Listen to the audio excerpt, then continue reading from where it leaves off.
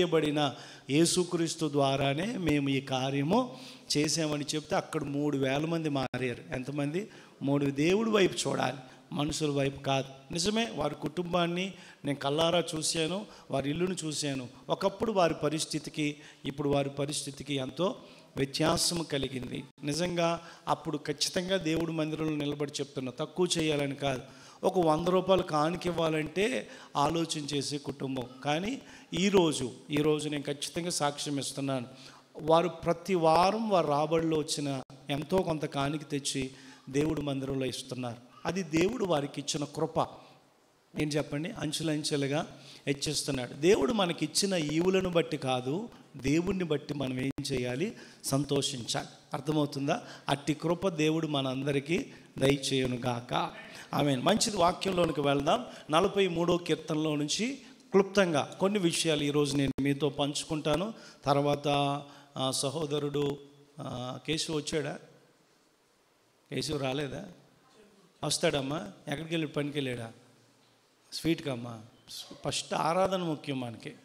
అర్థమవుతుందా? వర్షంలో వెళ్ళాల్సిన అవసరం లేదు. వాళ్ళ చిన్న కుమార్తెకి ఈరోజు పేరు పెట్టాలి. తర్వాత అన్నప్రాసం కూడా ఉంది. దయచేసి మనం త్వరగా సమయాన్ని ఆలోచనలో పెట్టుకుని త్వరగా ముందుకు వెళ్దాం. అందరూ కూడా వాక్యాన్ని ఇంకా శ్రద్ధగా ఆలకించాల్సిందిగా నా యొక్క మనవి. ఒక మాట మీతో చెప్పి ముందుకు వెళ్తాను. ఈ 43వ కీర్తనలో నుంచి దేవుడు మాటలు వినక ముందు దేవుడు ఎప్పుడు కూడా మన దగ్గర నుంచి కృతజ్ఞత కోరుకుంటాడు. ఏం కోరుకుంటాడు?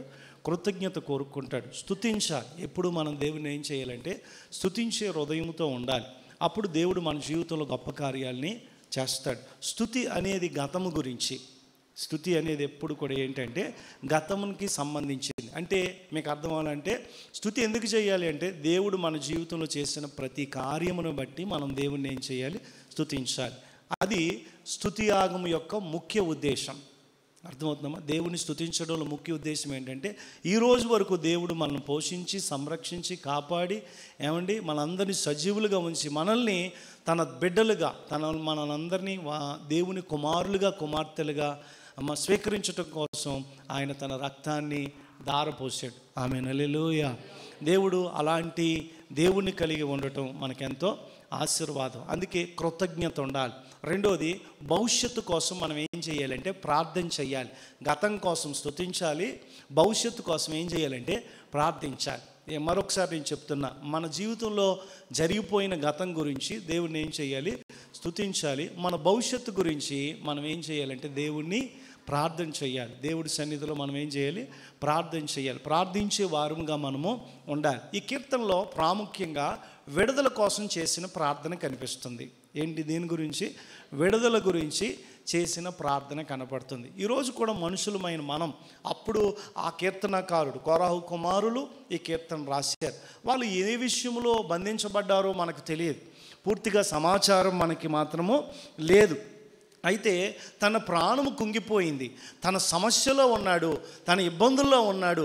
ఆ ఇబ్బందుల్లో నుంచి దేవుడు విడిపించాలని ఏం చేశాడంటే ప్రార్థన చేశాడు. ఏం చేశాడు? ప్రార్థన చేశాడు. ఈరోజు కూడా మనలో చాలామంది జీవితాల్లో కొంతమంది పట్టబడిన వారుగా, కట్టబడిన వారుగా, వ్యసనాలతో ఉన్నవారిగా, పాపాలతో ఉన్నవారిగా, కన్నీటితో ఉన్నవారిగా మన జీవితాల్లో ఎంతోమందిని మనము చూస్తూ ఉంటాం కదా. ఇక్కడ కూడా మీకు కూడా ఏదో ఒక సమస్య, విడుదల లేని సమస్య ఏదన్నా ఉండి ఉండొచ్చు. అయితే కోరాహు కుమారులు ఏ విధముగా విడుదల పొందారో మనము ఈరోజు ఏ విధంగా విడుదల పొందాలో మనం ఈరోజు కొన్ని విషయాలు నేర్చుకుందాం. విడుదలకై మనం చేయవలసిన పనులు. ఈరోజు మన వాక్య భాగం అంశం ఏంటంటే విడుదల పొందటానికి ఒక క్రైస్తవుడిగా నువ్వు నేను చేయాల్సిన పనులు. కొంతమంది ఆర్థిక ఇబ్బందులతో ఉంటారు, కొంతమంది అప్పులతో ఉంటారు, కొంతమంది పాపములో ఉంటారు. మీరు గమనించండి, కొంతమంది దుఃఖములో ఉంటారు, కొంతమంది వ్యసనములో ఉంటారు. ఇలాంటి వాటిలో నుంచి విడుదల పొందాలంటే నేను ఏమి చెయ్యాలి అన్న ఆలోచన నీకు కలిగితే ఈరోజు ఈ 5 వచనాల్లో నుంచి క్లుప్తంగా కొన్ని విషయాలు మీతో పంచుకొని నేను త్వరగా ముందుకు వెళ్ళిపోతాను. దయచేసి మీరు గమనించండి. మొట్టమొదటిగా దేవుని సన్నిధిలో మనం అందరం కూడా గుర్తుపెట్టుకోండి, దేవుడే మనల్ని విడిపించేవాడు అని మనం ఏం చేయాలంటే గుర్తించాలి. ఏంటి అందుకే ఇక్కడ మొదటి కీర్తనలో అంటున్నాడు కదా, దేవా నాకు న్యాయము తీర్చుము, భక్తి లేని జనముతో నా పక్షమున వ్యాజ్యమాడుము, కపటము కలిగి దౌర్జన్యము చేయు వారి చేతిలో నుండి నీవు నన్ను విడిపించుదువు. ఏం చేయమంటున్నాడు? విడిపించుదువు అని అంటున్నాడు. అందరూ నా వైపు చూడాలి. ఈ కీర్తనలో 5 వచనాల్లో 5 విషయాలు ఉన్నాయి. ఎన్ని ఉన్నాయి? 5 వచనాల్లో 5 విషయాలు చాలా ఉన్నాయి. ఈరోజు మీకు క్లుప్తంగా మనం కూడా విడుదల పొందాలి అని అంటే, దేవుడి సహాయం పొందుకోవాలి అని అంటే, దేవుడి చేత ఆదరించబడాలి అని అంటే, దేవుడు కృపను పొందుకోవాలంటే మన ప్రార్థన ఏ విధంగా ఉండాలి అనేది నేను మీకు నేర్పిస్తాను. విడుదలకై చేసిన ప్రార్థన ఇది. మరొకసారి చెప్తున్నా, ఈ కీర్తనను మనం ధ్యానించే ముందు విడుదల కోసం చేసిన ప్రార్థన ఏంటి చెప్పండి. ఇది ఇద్దరు, అంటే దీనికి ముందున్న కీర్తన కూడా కోరాహు కుమారులే రాశారు. 42వ కీర్తనలో పైన రాస్తాడు కదా, 42వ కీర్తన మా ప్రధాన గాయకునికి కోరాహు కుమారులు రచించినది. కానీ 43వ కీర్తన మీద లేదు. మరి ఇది కోరాహు కుమారులు ఎలా రాశారు అని అంటే, చివరి వచనం 42 చివరి వచనం, నా ప్రాణమా నీ వేళ కృంగి ఉన్నావు, నాలో నీ వేళ తొందరపడుచున్నావు, దేవుని యందు నిరీక్షణ ఉంచుము, ఆయనే నా రక్షణకర్త, నా దేవుడు ఇంకను నేను ఆయనను స్తుతించెదను. సేమ్ అదే మాట, అదే వచనము మళ్ళీ 43వ కీర్తన 5వ చరణంలో కనిపిస్తుంది. అంటే ఈ 2 కీర్తనల్లో రాసింది ఒకరే, కోరాహు కుమారులు. ఎవరు? కోరాహు కుమారులు ఈ కీర్తన రాశారు. త్వరగా నేను కొన్ని విషయాలు చెప్పి ముందుకు వెళ్తాను. విడుదలకై చేసిన ప్రార్థన ఏంటి చెప్పండి? విడుదలకై చేసిన ప్రార్థన. విడుదల పొందడానికి కోరాహు కుమారులు ఏం చేశారు, వేటి నుంచి విడుదల పొందారు, ఈ విషయాలు కొంచెం క్లుప్తంగా నేను మీతో ఈరోజు పంచుకుంటాను. మీరు గమనించండి, తనకు వచ్చిన శ్రమ ఏంటో మొదటి వచనంలో చెప్తున్నాడు. భక్తి లేని జనముతో నా పక్షమున వ్యాజ్యమాడుము. అంటే మీరు గమనించండి, ఈ కోరాహు కుమారుల చుట్టూ ఎవరున్నారంటే భక్తి లేని జనం ఉన్నారు. ఎవరు? భక్తి లేని జనం ఉన్నారు. నిజమే, దేవుడు బిడ్డలే. కొంతమంది జీవితాల్లో ఏముండదంటే భక్తి ఉండదు. ఏముండదు? భక్తి ఉండదు. మనం అనుకుంటాం క్రైస్తవులు అనుకుని అందరినీ చూసి మోసపోతుంటాం. ఈరోజు మనుషులు ఎలాగున్నారో తెలుసా? క్రైస్తవులని చెప్పుకోవడానికి సిగ్గుపడే కాలంలో జీవిస్తున్నాం కదా. నేను స్కూల్ నుంచి పిల్లల్ని తీసుకొస్తూ, ఏమండి వర్షం పడుతుందని ఆగిపోయి ఆటో బుక్ చేద్దామని అనుకుంటే ఎంతసేపు బుక్ చేసినా ఆటో బుక్ అవ్వట్లేదు. ఈలోపు సత్యబాబు అన్నయ్య కారు వేసుకుని అటు వెళ్తూ ఉన్నాడు. అటు వెళ్తూ ఉంటే నేను చూసా ఆటో బుక్ అవ్వట్లేదు కదా. వెంటనే ఫోన్ చేశాను. ఫోన్ చేస్తే వెనక్కి తిరిగి వచ్చాడు. వెనక్కి తిరిగి అబ్బీని బెన్నీని ఎక్కించుకున్నాడు. ఇంతలో ఒక ఆవిడ వచ్చింది అక్కడికి. మా పక్కనే నిలబడ్డది. ఆవిడ కూడా నిలబడి అన్నది, దయచేసి కొంచెం ముందు దింపండి అని అడిగింది. నన్ను కాదు, సత్యబాబుని. ఆయన ఎక్కించుకుంటే ఈలోపు ఆయన సత్యబాబుని ఏం చెప్పాడో తెలియదు కానీ మొత్తానికి ఆవిడ అంటుంది, నేను కూడా సువార్థికురాలిని. పాస్టర్ గారు ప్రైజ్ లాడండి, నా పేరు ఉమా, మీరు నా గురించి ప్రార్థన చేయండి. ఈ మన సత్యబాబుని వెంటనే చెప్పేశాడు, మా పాస్టర్ గారు అని చెప్పేశాడు. వెంటనే నేను ఉమా ఎవాంజలిస్టు, నా కోసం ప్రార్థన చేయండి అంది. సరే బాగుందని అనుకున్నాను. నేను వర్షంలోనే వచ్చేసాను. సత్యబాబు అన్నయ్య ఆవిడ్ని కొంచెం ముందు దింపేసి వస్తాడులే అనుకుని నేను వెళ్ళిపోయి మా ఇంటికాడ నేను నిలబడ్డాను. పిల్లలు ఇంకా రాలేదు. పిల్లలు ఇంకా 10 నిమిషాలు అయిపోయింది, 15 నిమిషాలు అయిపోయింది. సత్యబాబు అన్నయ్య ఇంకా రాలేదు. నా కంగారు నాది. ఎందుకు? 2 పిల్లల్ని, ఏమంటే మా అబ్బాయే కాదు, రాజుగారు వాళ్ళ అబ్బాయి కూడా ఉన్నాడు కదా, వాళ్ళ కంగారు ఉంటుంది కదా. ఆల్రెడీ వాళ్ళకి రెమిడియల్ క్లాస్ లేదని చెప్పి మెసేజ్ వచ్చిందంట. నాకు తెలియక నేను 4:30కే వెళ్ళాను. వీళ్ళు కంగారు పడతారు, మా అబ్బాయిని తీసుకొస్తారనుకున్నాం పాస్టర్ గారు తీసుకురాలేదు అని అనుకుని వాళ్ళకే కంగారు ఉంటుంది కదా. నేనేంటంటే అన్నయ్య రాలేదు ఇంకా అని మళ్ళీ ఫోన్ చేశాను. అన్నయ్య అంటాడు, పాస్టర్ గారు ఆవిడ ఇక్కడే ఎక్కడ ముందు జనప్రియ అపార్ట్మెంట్ దగ్గర దింపమంది కాబట్టి నేను అక్కడికి వెళ్ళాను, వచ్చేటప్పుడు వచ్చేస్తున్నాం అని అన్నాడు. కొంతమంది ఉంటారు కొంచెం సహాయం చేద్దాం అనుకుంటే ఏం చేస్తారో తెలుసా? పూర్తిగా సహాయం మన మీదే అడుగుతారు. మనం కాదనలేం. అర్థమవుతుందమ్మా? ఈరోజు నిజం చెప్తున్నా, క్రైస్తవులని చెప్పుకోవడానికి సిగ్గుపడే కాలంలో ఈరోజు మనం ఏం చేస్తున్నామంటే జీవిస్తున్నాం. ఎందుకో తెలుసా? క్రైస్తవుడు ఎప్పుడు అవతల వారిని ఇబ్బంది పెట్టడం. మీ అందరికీ చెప్తున్నా, నిజమైన క్రైస్తవుడు ఎలా ఉంటాడో తెలుసా? వారు బాధపడతారు కానీ ఎప్పుడు ఇతరులను బాధ పెట్టరు. ఈరోజు క్రైస్తవుల్లో ఈ గుణలక్షణం అనేది ఉండట్లా. ఏం చేస్తున్నారు తెలుసా? ఇతరులను బాధ పెట్టడమే పని. అర్థమవుతుందమ్మా? ఇతరులను బాధ పెట్టడమే పనిగా పెట్టి, యేసుక్రీస్తు తాను బాధపడ్డాడు, యేసుక్రీస్తు తాను సిలువ వేయబడ్డానికి ఇష్టపడ్డాడు, యేసుక్రీస్తు మన శిక్షను భరించాడు. స్వార్థికులు కూడా వారి మానాలను, వారి ప్రాణాలను, వారి ధనాన్ని, వారి సమయాన్ని ఖర్చు పెట్టి వారు బాధపడ్డారు, కానీ ఇతరులను ఎప్పుడూ కూడా ఏం చేయలే, బాధ పెట్టలే. మన దేశం దౌర్భాగ్యం. నేను రాయలసీమ వెళ్ళాను. అక్కడ అందరూ కూడా బెంగళూరులో ఉంటారు చాలామంది పాస్టర్లు, కానీ చర్చీలు ఎక్కడ ఉంటాయో తెలుసా? రాయలసీమ, అనంతపురం, ధర్మవరం అనే ప్లేసుల్లో ఉంటాయి. వాళ్ళు కొంతమంది, అందులో ఒక ఆవిడ నాకు తెలుసు, ఒక ముసలావిడ, నర్సు ఆవిడికి రిటైర్డ్ అయినప్పుడు పిఎఫ్ ఫండ్ వచ్చింది, అంటే ప్రావిడెంట్ ఫండ్ అంటారు కదా, అది వచ్చింది. అది తీసుకుని ఏం చేసిందంటే ఒక పెద్ద మందిరం కట్టించింది. ఏం కట్టించింది? అబ్బా ఎంత మంచి భక్తో అని అనుకున్నాను నేను. క్రిస్మస్కి ఒకసారి పిలిచారు నన్ను, అప్పుడు నేను వెళ్ళాను. మా సురేష్ పాస్టర్ గారు ఉంటే నేను వెళ్ళాను. నేను అనుకున్నా ఈ ముసలావిడికి ఎంత భక్తో అని అనుకున్నా. అర్థమవుతుందమ్మా? భక్త పాడా అర్థమవుతుందమ్మా? నేను నిజం చెప్తున్నా. ఆవిడ దగ్గర ధనం ఉంది కాబట్టి స్థలం కొని ఒక కంపౌండ్, పెద్ద కంపౌండ్, పాస్టర్ గారికి రూము, పాస్టర్ గారికి గది, ఏమంటే ఈవిడ ఉండడానికి ఒక గది, పెద్ద మందిరం కట్టించింది. చాలా బాగుంది. ఈ మందిరం ఎందుకు పనిచేయదు, అంత పెద్ద మందిరం కట్టించింది ముసలావిడి. ఎందుకు కట్టించిందో తెలుసా? అదొక పెట్టుబడి. ఏంటి? మందిరం అనే పెట్టుబడి పెట్టిందనమాట ఆవిడ. పాస్టర్ గారిని జీతానికి పెట్టుకుంది, వచ్చిన కానుకలన్నీ ఆవిడ తీసుకుంటుంది. నీకు 3,000 ఇస్తాను నెలకి, ఉండటానికి ఇల్లు ఇస్తాను, కరెంటు బిల్ నేనే కడతాను, వచ్చిన కానుకలన్నీ నేను తీసుకుంటాను, నీకు ఇంత జీతం ఇస్తాను, నేను ఏది చెబితే నువ్వు అది చెయ్యాలి. ఏం చేసిందో తెలుసా? తన డబ్బు పెట్టుబడి పెట్టింది. ఎక్కడో తెలుసా? మందిరం అనే వ్యాపారంలోకి తీసుకొచ్చింది. ఆవిడ ఉద్దేశం ఏంటో తెలుసా? బయట దేశం నుంచి ఎవరో ఒకరు వస్తారు, వాళ్ళు ఫండ్ ఇస్తారు. ఇక్కడ మందిరం పెద్దగా అవుతే ఏమొస్తుంది? ఫండ్ వస్తుంది. పిచ్చండి మనకి, నిజం చెప్తున్నా. నేను రాత్రి కూడా ఒక మాట చెప్పా. మా బైబిల్ కాలేజీలో నేను ఉన్నప్పుడు ప్లంబర్, అమెరికా దేశంలో ఉన్న ప్లంబర్, అర్థమవుతుందమ్మా, 30 కోట్లు పైనే ఇచ్చాడు ఆయన. పైపులు ఫిట్ చేసే ఆయన, ఏమండి పని చేసే ఆయన, నల్లలు ఫిట్ చేసే ఆయన, మా సార్ చెబితే ఆయనకు ఒకసారి షేక్ హ్యాండ్ ఇచ్చి చూడండి మీరు. నేను అనుకున్న 30 కోట్లు ఇచ్చాడంటే ఎంత కోటీశ్వరుడు అనుకున్నాను నేను. మా సార్ చెప్పాడు, ఆయన ప్రతిరోజు పనికి వెళ్తాడు, ప్రతిరోజు కష్టపడతాడు. ఇటుకని పట్టుకున్నట్టుగా ఉందమ్మా ఆయన చెయ్యి. అంత కష్టపడి అన్ని కోట్లు ఖర్చు పెట్టింది. ఎందుకో తెలుసా? ఇండియాలో అనాథ పిల్లలు పోషించబడాలి. ఏమండి, అలాంటి వారు ఎంతోమంది ఈ ప్రపంచంలో ఉన్నారు. కానీ ఈరోజు మందిరంలో ఏమంటే దేవుడి బిడ్డలు ఎలాగైపోయారు తెలుసా? భక్తి లేని వారు. అందుకే ఇక్కడ చెప్తున్నాడు, భక్తి లేని జనముతో నా పక్షమున వ్యాజ్యమాడుము.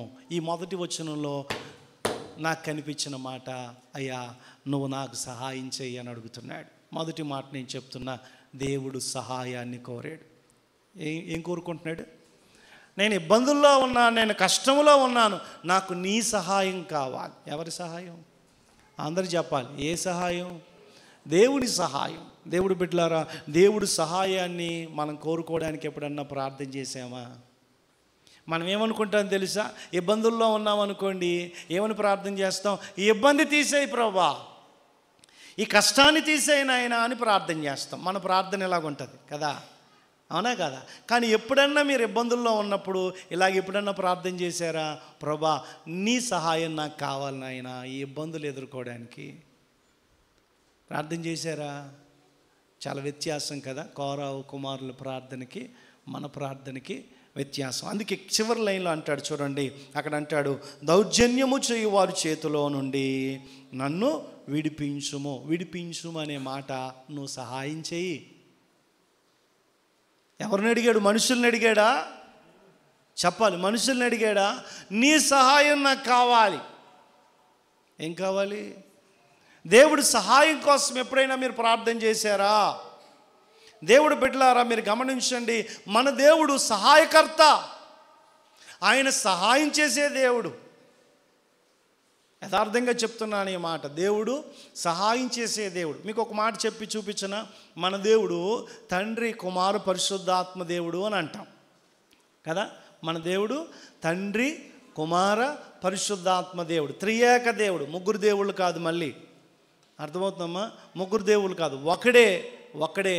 ఆ సందర్భాన్ని బట్టి మనకి ఒకప్పుడు తండ్రిగా ఉన్నాడు, ఒకప్పుడు కుమారుడిగా ఉన్నాడు, ఇప్పుడు మన మధ్యలో పరిశుద్ధాత్మ దేవుడుగా ఉన్నాడు. మనల్ని విడిచిపెట్టడం ఆయనకి ఎప్పుడు ఇష్టం ఉండదు.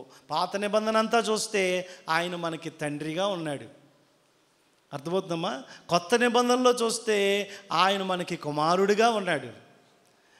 మరి కొత్త నిబంధన అయిపోయింది, పాత నిబంధన అయిపోయింది, ఇంకేముంది అని అంటే ఏమంటే ఇప్పుడు ప్రస్తుతం ఆయన మరణ పునరుద్ధానాల తర్వాత ఉన్న కాలం 2000 సంవత్సరాల నుంచి దేవుడు ఆదరణకర్తగా పరిశుద్ధాత్మ దేవుడు మనల్ని ఏం చేస్తున్నాడు?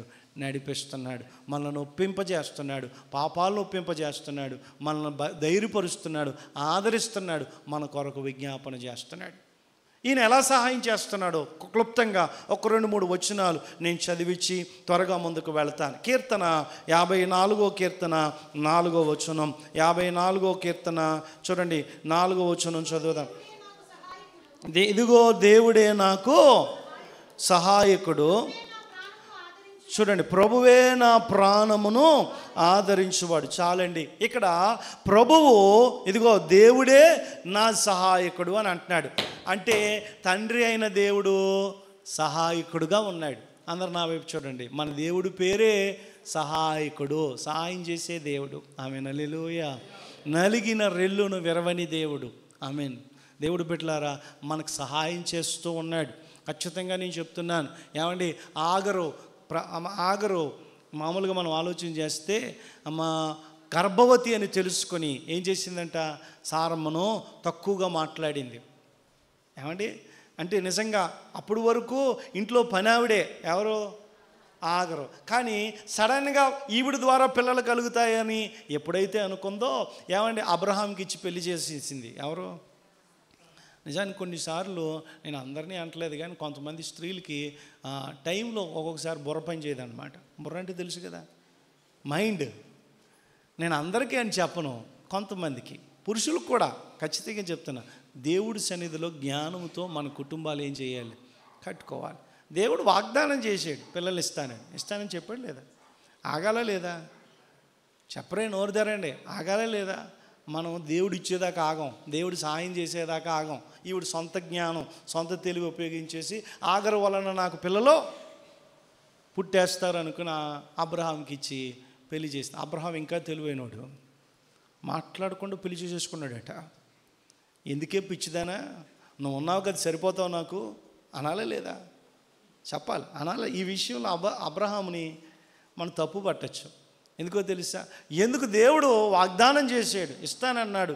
ఆగరు వలన నాకు పిల్లలు కాదు, దేవుడు నీకు నాకు ఏం చేస్తానన్నాడు? పిల్లల్ని ఇస్తానన్నాడు. నిజమే, మన శరీరం మృతతుల్యమైన, నీ గర్భం ఎండిపోయినా దేవుడి మీద నమ్మిక ఉంచితే, ఆయన మాట ఇస్తే మాట తప్పని దేవుడు మన దేవుడు అని చెప్పి వద్దని చెప్పాలి. మనోడు ఏం చేశాడు? ఏమండి, తక్కువని పెళ్లి చేసేసుకున్నాడు. అర్థమవుతుందా? అవునా కదా? తక్కువని పెళ్లి చేసేసుకున్నాడంట. ఇప్పుడు ఈవిడేమైంది? నోరు తెరవరే, గర్భవతి అయింది. ఎవరు? అసలు ఇప్పుడు అంటుందన్నమాట, ఇది గుడ్రాలు. ఎవరంటున్నారు? ఆగరు సారాన్ని చూసి ఏమంటుందో తెలుసా? నువ్వు గొడ్రాలువే అని తిట్టడం మొదలుపెట్టింది, చిన్న చూపు చూడడం మొదలుపెట్టింది. ఏమండి, సారమ్మకి ఏమొచ్చింది? మామూలు కోపం రాలేదు. వచ్చి ఏమంటుంది? ఏమన్నది చెప్పండి? నా ఉసురు. అలాగే అన్నదండి, నా ఉసురు. ఎవడేమన్నాడు? నేనే ఇచ్చాను అని అంటుంది. మళ్ళీ నేను కొన్ని ఇబ్బందులు పెట్టిందంట. ఆఖరి ఏమైంది చెప్పాలి? పారిపోయింది. ఏమైంది? పారిపోయింది. ఎన్ని రాశి రంపాలు పెట్టిందో సారమ్మ మనకు తెలదు. ఖచ్చితంగా పెట్టింది. దేవుడు పెట్టలే, చూడ్డానికి మందిరంలో చక్కగా ఉంటారు, పనోళ్ళ దగ్గర, పనికాడ, ఇంటికాడ, పిల్లల దగ్గర, భర్త దగ్గర, భార్య దగ్గర ఏమన్నా కొన్ని దెయ్యపు క్రియలు బయటకు వస్తుంటాయి అన్నమాట. నిజంగా చెప్తాను. చూడడానికి చక్కగా కనపడతాం మనం మందిరంలో పరిశుద్ధులుగా, ఏమంటే భక్తిపరులా కనపడతాం. ఇంటికి వెళ్తే కదా తెలిసేది, ఒంటరిగా ఉంటే కదా తెలిసేది మన పరిస్థితి. దేవుడు పెట్టారా మీరు గమనించండి, ఇబ్బంది పెట్టింది పారిపోతుంది. ఏమండి అరణ్యంలో దేవుడు కలుసుకుని ఎవరితో మాట్లాడుతున్నాడు? ఆగరుతో. ఆగరు, నువ్వు ఎక్కడి నుంచి వస్తున్నావు? ఎక్కడికి వెళ్తున్నావు? దేవుడు, నేను ఒక మాట చెప్తా, ఆగరి జీవితం పట్ల కూడా ఒక ప్రణాళిక ఉందండి. నాకు అక్కడ అనిపించింది, క్రైస్తవుడు అన్యుడని ఉండదు. దేవుడు ప్రణాళికలో ఉన్న ప్రతి ఒక్కరి మీద దేవుడు తగిన కాలమున కార్యాలు చేస్తాడు. అబ్రహాం గురించే కాదు, దేవుడు ఆగరు పట్ల కూడా, నీ గర్భంలో గొప్ప జనాంగం ఉందమ్మా, వెళ్ళి వెనక్కి మళ్ళీ వెనక్కి నీ యజమానురాలు మాటిను. దేవుడు వెనక్కి పంపించాడండి.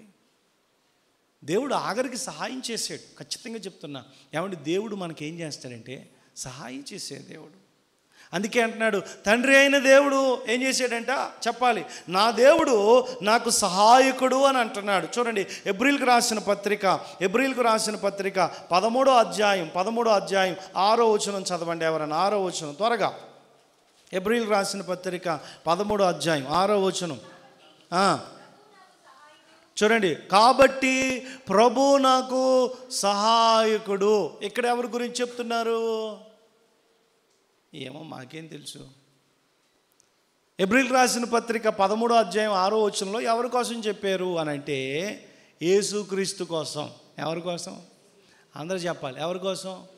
కీర్తన 54వ అధ్యాయం 4వ వచనంలో తండ్రి అయిన దేవుని గురించి చెప్తే, ఎబ్రిల్కి రాసిన పత్రిక 13వ అధ్యాయం 6వ వచనంలో రాయబడిన మాట, మన ప్రభువు మనకు సహాయకుడు, నా దేవుడు నాకు సహాయకుడు అని అన్నాడు. ఇక్కడికి వచ్చేసరికి నా ప్రభువు అని అంటున్నాడు. అంటే యేసుక్రీస్తు నాకు సహాయకుడు. అర్థమవుతుందమ్మా? తండ్రి అయిన దేవుడు సహాయకుడు, అమ్మా కుమారుడైన యేసుక్రీస్తు మనకి సహాయకుడు. పరిశుద్ధాత్మ దేవుడి గురించి కూడా ఒక మాట చదివిస్తాను చూడండి.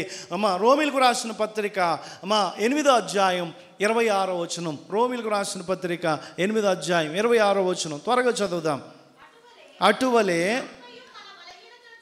ఆత్మయు మన బలహీనతను చూచి మనకు సహాయము చేయుచున్నాడు. ఒక్క నిమిషం ఆగుదాం. ఆత్మయు మన బలహీనతను చూసి మనకేం చేస్తున్నాడు? సహాయం చేస్తున్నాడు. తండ్రి అయిన దేవుడు సహాయం చేస్తున్నాడు, కుమారుడైన యేసుక్రీస్తు సహాయం చేస్తున్నాడు, పరిశుద్ధాత్మ దేవుడు కూడా ఏం చేస్తున్నాడో తెలుసా? సహాయం చేస్తున్నాడు. మన దేవుడే సహాయకర్త, ఆయన సహాయం చేసేవాడు. అయ్యో పాస్టర్ గారు, అయితే మా జీవితం ఎందుకు ఇలాగైపోయింది? ఆయన సహాయం చేసేవాడైతే నా జీవితం ఎందుకు ఇలాగుంది? తండ్రి అయిన దేవుడు సహాయకుడు అన్నాడు, పరిశుద్ధాత్మ దేవుడు సహాయకుడు అన్నాడు, కుమారుడు సహాయకుడు అన్నాడు. మరి నిజమే, అలాగైతే మరి నాకు సహాయం అందట్లేదే. మీకేమైనా ప్రశ్న వచ్చిందా? ఆలోచన కలిగిందా? ఒక మాట మీతో చెప్పనా, దేవుడు సహాయాన్ని వేడుకునే విధానం రావాలి మనకి. ఏం రావాలి చెప్పాలి? దేవుడి సహాయాన్ని వేడుకునే విధానం రావాలి. ఈరోజు మన జీవితాల్లో వేడుకునే విధానం రావట్లే, ప్రార్థన చేసే విధానం రావట్లే. అర్థమవుతుందమ్మా? మీరు గమనించండి, వేడుకునే విధానం వస్తే మన జీవితంలో గొప్ప కార్యాలు దేవుడు చేస్తాడు. మన వారం మీతో చెప్పా, మీకు గుర్తుందో లేదా? ఎవరి కోసం చెప్పాను? అసలు దేని గురించి వాక్యం విన్నారు? యథార్థత. ఎవరి కోసం చెప్పా? ఆశ. గుర్తుందా? మర్చిపోయారు. ఇప్పుడు చెప్తే ఇలా కూపేస్తారు. దేవుడి స్తోత్రం. గుర్తు చేస్తేనే గుర్తు వస్తుంది మీకు.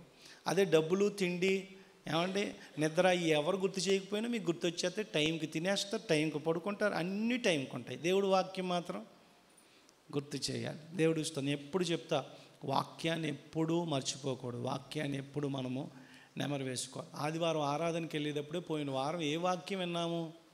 ఆదివారం ఒకరోజే కాదు, సోమవారం, మంగళవారం, బుధవారం, గురువారం, శుక్రవారం, శనివారం ఆ వాక్యాన్ని ధ్యానించాలి, ఆ వాక్యానుసారంగా నడుచుకోవాలి. ఆ వాక్యం మన జీవితంలో ఏ విధంగా అన్వయించుకోవాలో మనకి తెలియాలి. వాక్యం వినడం గొప్ప కాదు, అది మనము అన్వయించుకోవాలి, అప్లికేషన్ చేసుకోవాలి. ఏంటి అంతేనా కదా? మందులన్నీ కొనిపెట్టుకున్నావు, నీకు జ్వరం వచ్చిందని హాస్పిటల్కి వెళ్ళావు, మందులన్నీ కొనిపెట్టుకుని పెద్ద కవర్ తెచ్చుకుని ఇంట్లో కబోర్డ్లో పెట్టావు, నీ జ్వరం తగ్గిపోద్దా? ఏం చేయాలి చెప్పాలి, ఏం చేసుకోవాలి? వేసుకోవాలి. టైంకి వేసేస్తాం మనం మందుల విషయం అయితే. బ్రతుకు మారాలన్నా కూడా వాక్యం అంతే. ఏమంటే వినేసి రాసేసుకోవడం కాదు, రాసేసుకోవడం కాదు. సహోదరి వచ్చింది, వైష్ణవి కదమ్మా నీ పేరు, ఆ అమ్మాయి బ్రాహ్మణ అమ్మాయి యూకేలో చదువుకోవడానికి వెళ్ళి అక్కడ స్వామి గారు వాక్యం చూసింది ఒకసారి.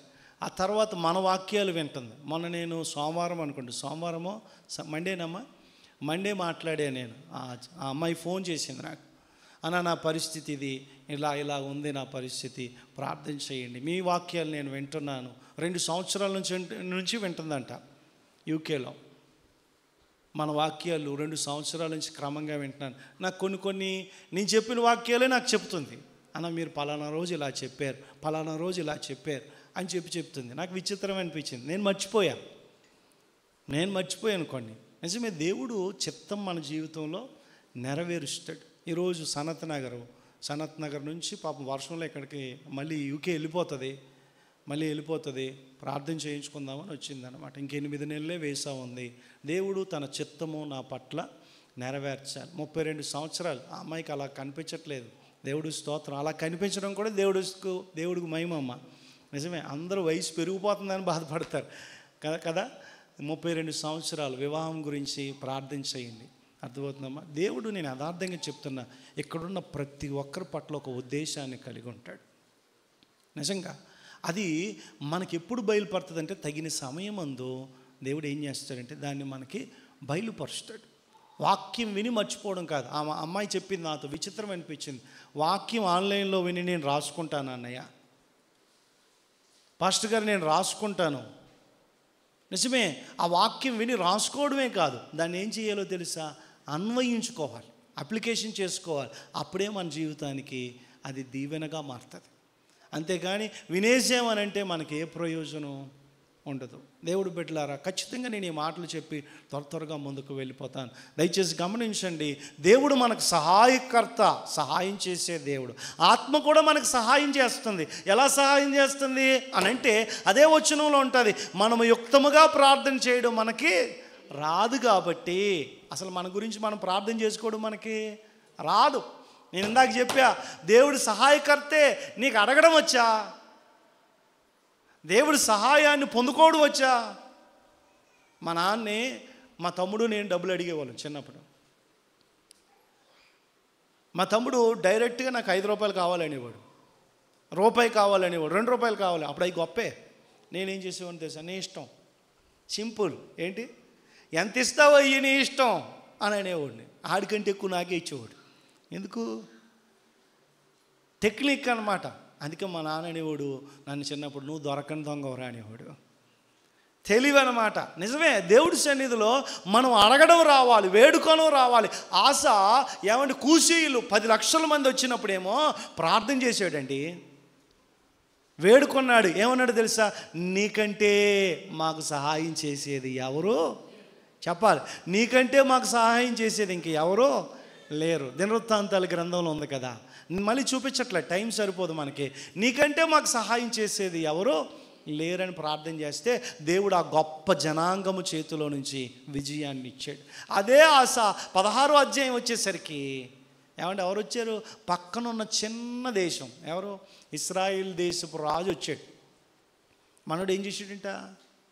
ఎలా తప్పించుకోవాలి వాడి బలం ఏంటో చూసి సిరియా రాజుకి ఏం చేసాడంట? ఇంట్లో ఉన్న బంగారం, మందిరంలో ఉన్న బంగారం అంతా తీసుకెళ్ళి ఆడి చేతిలో పెట్టి, ఆడితో ఫ్రెండ్షిప్ కట్ చేసుకో, నా దగ్గరికి వచ్చి మన ఇద్దరం కలిసి, మీ నాన్న మా నాన్న, నువ్వు నేను ఫ్రెండ్స్ అవుదామని అన్నారు. దేవుడు ఏమన్నాడు తెలుసా? అక్కడ దేవుడు ఏమన్నాడు చెప్పాలి. దేవుడు ఏమన్నాడు? దేవుని గురించి, దేవుని ఆశ్రయించు వారి కొరకు దేవుడు కనుదృష్టి బలపరుచుటకు లోకమంతా సంచారం. అంటే ఫస్ట్ 14 అధ్యాయంలో వేడుకోవడం వచ్చిందా, ప్రార్థన చేయడం వచ్చిందా, సహాయం దేవుడు సహాయం పొందడానికి ఎలా ప్రార్థన చేయాలో అలా చేశాడా? 16 అధ్యాయం వచ్చేసరికి ఎలా సహాయం పొందుకోవాలో తెలిసి కూడా ప్రార్థన చేయడం మానేశాడా? రోగం వచ్చింది, ప్రార్థన చేయడం మానేశాడు కదా. కాలంలో జబ్బు పుట్టింది, వైద్యుల్నే పట్టుకున్నాడు, కానీ దాని విషయమై బైబిల్లో రాశాడు, దాని విషయమై ఆయన దేవునిని వేడుకోలేదు.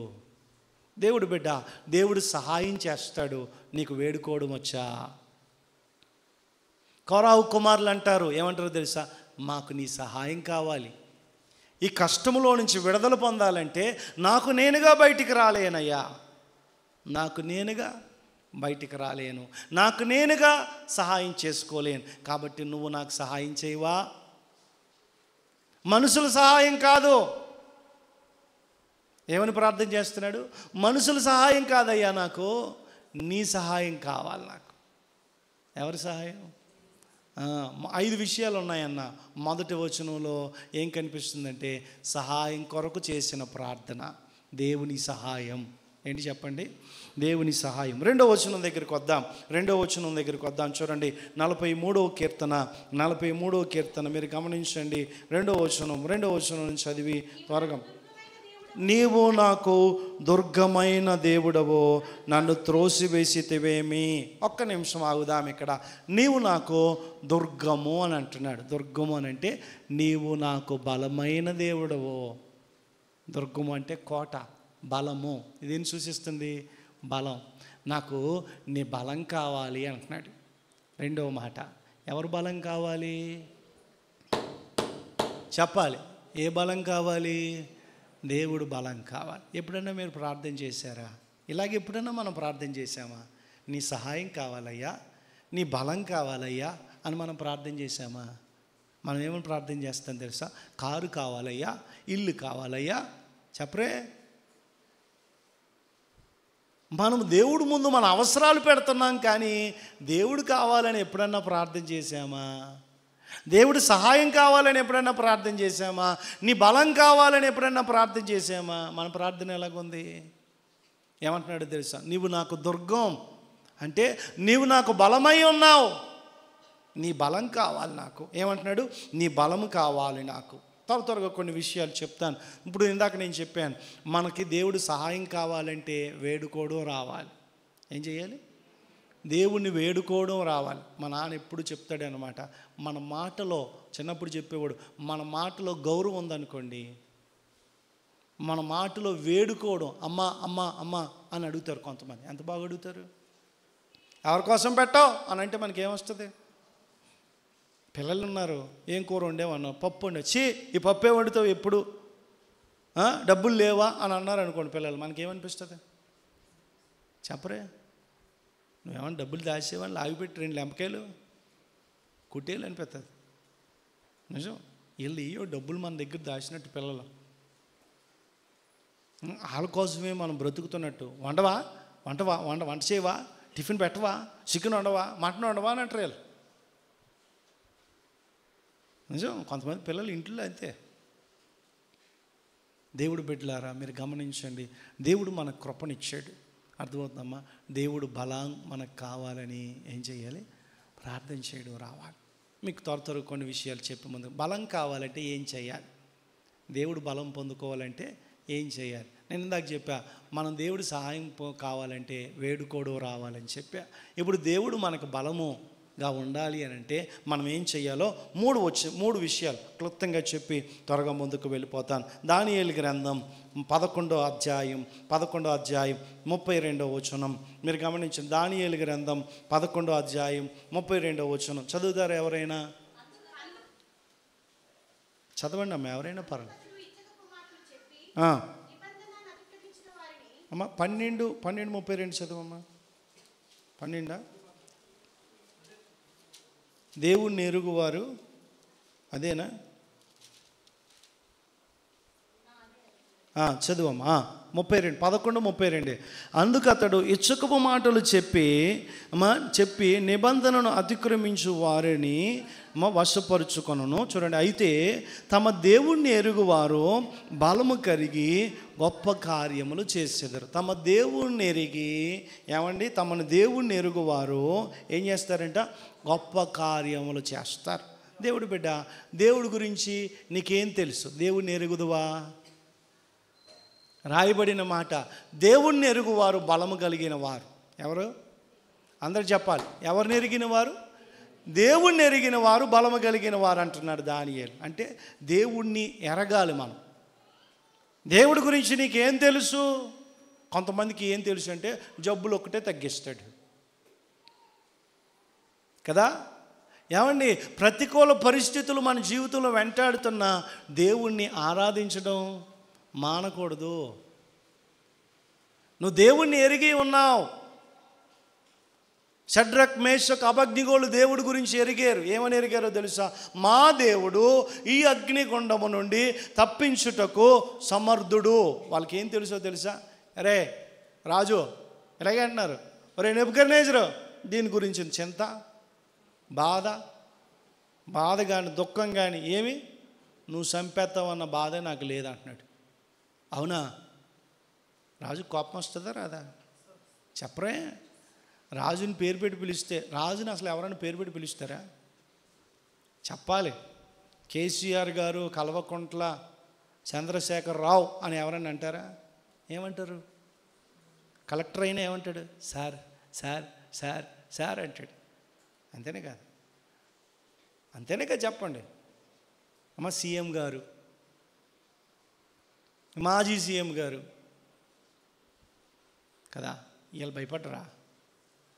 ఏమన్నా నెబుకద్నెజరు అని పేరెట్టి పిలిచాడు. ఆడికి చాలా కోపం వచ్చింది. 7 అంతలు చేయమన్నాడు. ఎన్ని అంతలు? అగ్నిగుండం 7 అంతలు చేయండి అన్నాడు. వాళ్ళ దేవుడి గురించి వాళ్ళకి తెలుసు. మా దేవుని మేము సేవిస్తున్నాం కదా, మా దేవుడి గురించి మేము ఎరుగుదాం కదా. మా దేవుడు చిన్న చిన్న కార్యాలే కాదు, గొప్ప కార్యాలు చేసే దేవుడు. మా దేవుడు భూమికి ఆకాశానికి దేవుడు అని నమ్మాడు. నిజమండి. మన దేవుడు ఎప్పుడు కూడా గుర్తుపెట్టుకోండి, అన్నీ బాగున్నప్పుడు ఎవరన్నా చెప్తారు, చిలక పలుకులు ఎవరన్నా పలుకుతారు. కష్టంలో, ఇబ్బందిలో నా దేవుడు గొప్పోడని చెప్పగలనా? ఒక మాట మీకు అర్థం కావాలంటే, నీకు తినడానికి తిండి లేదు, దేవుడు నా పోషకుడని నువ్వు చెప్పగలవా? చెప్పగలరా? కష్టం కదా. కష్టమా కదా? నేను శుక్రవారం చెప్పినట్టున్నాను ఈ మాట. పక్షులంట మనల్ని చూసి మనుషులు పిచ్చోళ్ళు అని అనుకుంటాయంట. ఎందుకు? ఈ మనుషులకి తెలివి లేవు అని అంటాయంట. ఎవరిని చూసి? ఎందుకో తెలుసా? సృష్టికర్త అయిన దేవుడు మేము నమ్మకం పెట్టుకున్నాం. ఆయన మేము ఏమంటే పంట వేయలేదు. చెప్పాలి. పంట వేయలేదు, చెప్పండి. పంట కొయ్యలేదు, కోటలో కూర్చుకోలేదు. అయినా దేవుడు మమ్మల్ని, మీరేంటి పొద్దున్న లేస్తే తిండి తిండి తిండి ఇదే గోల. అంతే కదా చెప్పాలి. ఏమంటే గడ్డి పువ్వులు అంటాయంట. ఏమన్నా తెలుసా? ఈ మనుషులకి తెలివి లేదు. ఏం లేదు? ఈ మనుషులకి తెలివి లేదు. ఎప్పుడు ఏ బట్టలు వేసుకుందాం, ఎంత మంచి వస్త్రాలు కొనుక్కుందామని ఆలోచన చేస్తారు. కానీ ఏమండి, ఒక్క రోజులో ఎండిపోయే దేవుడు మమ్మలను ఇంత వైభవముగా అలంకరించాడే, మీరెందుకు చింతపడుతున్నారు వస్త్రాల గురించి అని గడ్డి పువ్వులు మనల్ని చూసి ఏం చేసుకుంటాయో తెలుసా? తిట్టుకుంటాయంట. నిజమండి. సర్వ సృష్టి చెప్తుంది ఏంటో తెలుసా? సృష్టికర్త అయిన దేవుడి వైపు చూడండి. అందుకే రోమిలకు రాసిన పత్రికలో ఉంటుంది కదా, 1వ అధ్యాయం, తీసే అవసరం లేదు. సృష్టించిన దేవుడు సృష్టి కార్యాలను చూస్తే దేవుడు గుణలక్షణాలు మనకు అర్థమవుతాయి. దేవుడు మనల్ని పోషించాడా లేదా? ఎప్పుడో ఎవరో చెప్తే విన్నాను నేను, ఒక కాకులు గుంపు తిండి లేక చచ్చిపోయాయని ఎక్కడన్నా మనం పేపర్లో చదువుతామా? మీరు కాకులకు రోజు అన్నం పెడుతున్నారా? చెప్పరే. బేబీ వాళ్ళ ఇంట్లో కుక్క ఓ పిల్లి ఉంది. ఆ పిల్లి ఎంత బాగుందో, ఎంత బుజ్జిగా ఉందో. మొత్తానికి దేవుడి స్తోత్రం. వాళ్ళకి పిచ్చి కొంతమందికి పెట్స్ అంటే, పెంపుడు జంతువులు అంటే పిచ్చి ఉంటుంది కదా. అది ఆ జీన్స్ ఎలాగొచ్చినాయో తెల్లగానే వీళ్ళకి జీన్స్ అని అంటున్నాను. నిజమే, కొన్ని జీన్స్ ఉంటాయి మనకి. సత్యబాబు అనే వాళ్ళ నాన్న చూశాను నేను. పిల్లి, వాళ్ళ ఇంట్లో పిల్లి ఉంటుంది. ఆ పిల్లిని ఏమంటే ఎంత చక్కగా చూసుకునేవారో, కోడికాలు తెచ్చి దంచి దాంట్లో ఉన్న ఎముక తీసేసి ఏమంటే పిల్లికి తినిపించాడు ఎంచక్క. పాప ఆ పిల్లి ఇప్పుడు వాళ్ళు వెళ్ళిపోయారు, ఊరు విజయవాడ వెళ్ళిపోయారు, కానీ ఆ ఇల్లు వదులుతులే. మా యజమానుడు ఎప్పుడు వస్తాడా అని ఎదురు చూస్తున్నాయి. మనకే జ్ఞానం లేదు. మన దేవుడైన యజమానుడు తట్టు మనం ఎప్పుడు చూడం. నిజమండి, నిజం. దేవుడి సన్నిధిలో జంతువులన్నీ మనకు చెప్తున్నాయి, దేవుడు మమ్మల్ని పోషిస్తున్నాడు, దేవుడు మమ్మల్ని కాపాడుతున్నాడు, దేవుడు మమ్మల్ని అలంకరిస్తున్నాడు. నేను మొన్న ఒక మాట చెప్పాను. ఒక ముస్లిం ఆయన ఏమండి ఖురాన్లో ఇలా, ఖురాన్ కాదు, ఆయన స్పీచ్లో ఇలా చెప్పాడు. మనం ఫస్ట్ వేసుకునే బట్టలంట ఏమంటే పుట్టిన వెంటనే వేసుకునే బట్టలు ఏంటి చెప్పరే? ఆ శుక్రవారం ఉన్నోళ్ళకి తెలుసు. శుక్రవారం ఉన్నోళ్ళు కాకుండా లేనోళ్ళు చెప్పండి. పుట్టాక మనం వేసుకునే మొదటి బట్టలు లంగోటి ఏంటి చెప్పరే? అలా చూస్తున్నారు, సిగ్గుపడద్దు. ఏంటి లంగోటి కడతారు కదా, అవునా కదా? అప్పుడు ఏమన్నా మనకి ఏమన్నా చెడ్డీలు బట్టలు అన్నీ వేసేస్తారు పుట్టిన వెంటనే, చిన్న చిన్న క్లాత్ లంగోటీలు. ఇప్పుడు జనరేషన్ మారిపోయింది, వెంటనే అగ్గీజులు వేస్తున్నాం. సరే అగ్గీసి వేస్తున్నారు, అగ్గీజికి ఏమన్నా పాకెట్ ఉంటుందా? లంగోటికి ఏమన్నా పాకెట్ ఉంటుందా? చెప్పండి, ఉంటుందా? ఉండదు. సచ్చేటప్పుడు మనిషి వేసుకునే బట్టలు తెల్ల బట్ట చూడతారు. ముస్లిం దాంట్లో నేను చూసాను, తెల్ల బట్ట చూడతారు. దానికి కూడా ఏముండదు, జోబీ ఉంటుందా? చెప్పరే, ఉంటుందా? జోబీ ఉండదు. కానీ ఈ మధ్యకాలం పుట్టినప్పుడు చచ్చినప్పుడు మధ్యకాలం ఉంది కదా, ఈ మధ్యకాలం అంతా జోబీ నింపుకోవడం కోసమే ఆలోచన చేస్తామంట. అరే ముస్లిం వాడికి బెలే చెప్పాడండి, ఎప్పుడు సంపాదన. రాత్రి కూడా చెప్పా ఆల్నైట్ ప్రార్థనలో, ఏమండి ధనాపేక్ష వలన ఇస్కరేతు యోధ దేవుణ్ణి అమ్మేసుకున్నాడు. డబ్బు కాదండి మనకు కావాల్సింది, డబ్బు ఏమండి మనకు అన్ని అవసరాలు తీరుస్తుందని అనుకోవడం వివేకం. 20 కోట్లు 100 కోట్లు 200 కోట్లు ఉన్నా మన మరణాన్ని తగ్గించలేదు, మన మరణాన్ని తప్పించలేదు, మన వయస్సును తీసివేయలేదు, మన వృద్ధాప్యాన్ని దూరం చేయలేదు. చేయగలదా? చెప్పాలి, చేయగలదా? చేయలేదు. మరి ఎందుకు మరి డబ్బుకి అంత పిచ్చి మనకి? చెప్పరే, డబ్బు ఉంటే ఎక్కువ రోజులు బ్రతుకుతామని ఏమైనా గ్యారంటీ ఉందా? చెప్పండి. పోనీ సంపాదిద్దాం, పరిగెడదాం, గ్యారంటీ ఉందా? గ్యారంటీ లేదు. కానీ మనకి పుట్టిన కాడి నుంచి పుట్టినప్పుడు లేదు డబ్బు, చచ్చిపోయేటప్పుడు చెప్పరే లేదు డబ్బు. కానీ మధ్యలో అంతా మన జీవితంలో డబ్బు. ఎవరో చెప్పారు, మనిషి గుండె లబ్ డబ్ అని కొట్టుకుంటుందంట ఒకప్పుడు. ఇప్పుడు మాత్రం ఎవరి జీవితంలో లబ్ డబ్ అంటే డబ్బు. ఎలా సంపాదించాలి, ఎక్కడ పెట్టుబడి పెట్టాలి, ఎలాగ రెండింతలు చేయాలి, ఇదే పిచ్చి. పరలోకాన్ని ఎలా సంపాదించుకోవాలన్న ఆలోచన ఉందా? రాత్రి నేను అన్న వెర్రి వాళ్ళలాగా బ్రతుకుతున్నాం, జాగ్రత్త. అంతా సంపాదించి ప్రాణం పోగొట్టుకుంటే ఏం ప్రయోజనం? వెర్రివారిలాగా బ్రతకద్దు. దేవుడు మనకేం కావాలో అవన్నీ ఇస్తాడు. దేవుణ్ణి ఎరుగువారు ఏమున్నారంట చెప్పాలి, బలము గలవారు. నీ దేవుడి గురించి నీకేం తెలుసు? ఆయన కూడా ఒక దేవుడండి అనే కాలం కాదు ఇది. చాలామంది పాస్టర్లు అలా చెప్తున్నారు. ఆయనే దేవుడు, ఆకాశానికి భూమికి సర్వ సృష్టికి ఆయనే దేవుడు. ఆయన వంటి పరిశుద్ధుడు కానీ, ఆయనలాగా ప్రేమించేవారు కానీ, ఆయనలాగా పాపులకై ప్రాణం పెట్టిన దేవుడు కానీ ఎక్కడ లేడు, ఎక్కడ దొరకడు. నిజంగా చెప్తున్నా మాట. మన పౌరుషం అండి. మన దేవుడి గురించి చెప్పేటప్పుడు రోమాలు నెక్కబొడిసి గట్టిగా చెప్పాలి. ఎందుకు భయం? దానియేలు కూడా అలాగే చెప్పాడు. నా దేవుని దృష్టికి నేను నిర్దోషిని కనుక నా దేవుడు తన దూత నంపి నన్ను కాపాడాడు. వాళ్ళకు ఉందండి, దేవుడి గురించి తెలుసు. కొంతమంది ఈరోజు ఎలాగున్నారో తెలుసా? నేను ఒక యథార్థంగా చెప్తాను, ఏమనుకోవద్దు. దేవుడు మందిరంలోనే ఉంటాం, దేవుడు మందిరంలో అన్ని ఆరాధనలో పాల్గొంటాం, పరిచర్యలో పాల్గొంటాం, అన్నీ చేస్తాం, కానీ దేవుణ్ణి ఎరగని వారిగా బ్రతుకుతున్నారు. ఎవరో తెలుసా? ఏలీ పిల్లలు. ఎవరు? మొదటి సమూయేలు గ్రంథంలో ఉంటుంది కదా, 2వ అధ్యాయంలో ఏలీ కుమారులు దేవుణ్ణి చెప్పాలి, దేవుణ్ణి ఎరగని వారు. మరి నీకు దేవుడి గురించి ఏం తెలుసు? దేవుడు ప్రార్థన ఆలకిస్తాడని తెలుసు, కానీ ప్రార్థన చేస్తావా? దేవుడు మొరపెట్టు వారికి సమీపముగా ఉంటాడని తెలుసు, మొరపెట్టే ఆత్మ నీలో ఉందా? దేవుడు గుణలక్షణాలు ఎరిగియు, బైబిల్లో రోమిలకు రాసిన పత్రిక ఉంటుంది, దేవుణ్ణి ఎరిగియు వారు దేవుణ్ణి, మొదటి అధ్యాయం తీయండి ఒకసారి, రోమిలకు రాసిన పత్రిక 1వ అధ్యాయం 26, 28 వచనంలో ఉంటుంది ఆ మాట. ఎన్నో వచనమా? 21వ వచనం చదవమ్మా. మరియు వారు దేవుణ్ణి ఎరిగియో వారు దేవునిగా ఏం చేయలేదు?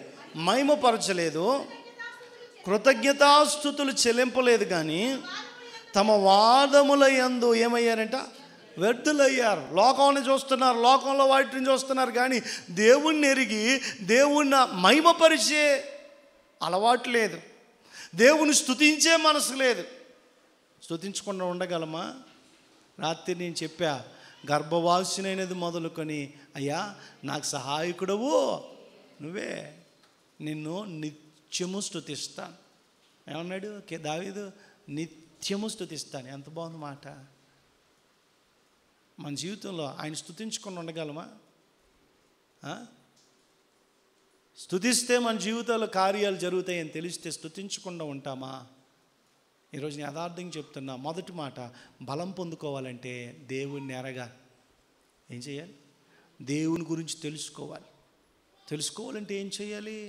వాక్యం చదవండి, ప్రార్థన చేయండి, దేవుని స్తుతించండి, దేవుడే గుణలక్షణాలు అర్థమవుతాయి. మొదటి మాట. రెండోది, బలం పొందాలంటే నేను ఇంకొక మాట చూపిస్తాను. నెహెమ్యా గ్రంథం 8వ అధ్యాయం చూడండి. బలం పొందాలంటే రెండో విషయాన్ని మీకు చెప్తాను, చూడండి దయచేసి. నెహెమ్యా గ్రంథం 8వ అధ్యాయం 10వ వచనం చదువుతారు. పదండి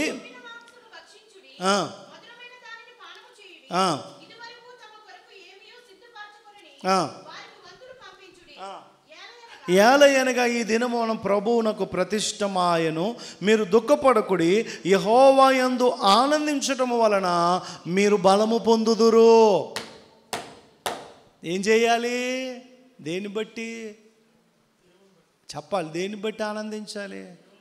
దేవుడు నాకు కారు ఇచ్చేసాడు, దేవుడు స్తోత్రం. కారుని బట్టి ఆనందం కాదండి, వస్తువులను బట్టి ఆనందం కాదు, ఇంటిని బట్టి ఆనందం కాదు, పొలాన్ని బట్టి ఆనందం కాదు, భార్యని బట్టి ఆనందం కాదు, పిల్లల్ని బట్టి ఆనందం కాదు. ఎవరిని బట్టి ఆనందించాలి? చెప్పాలి. మీరు ఎంతకాలమైంది దేవుని బట్టి ఆనందించి?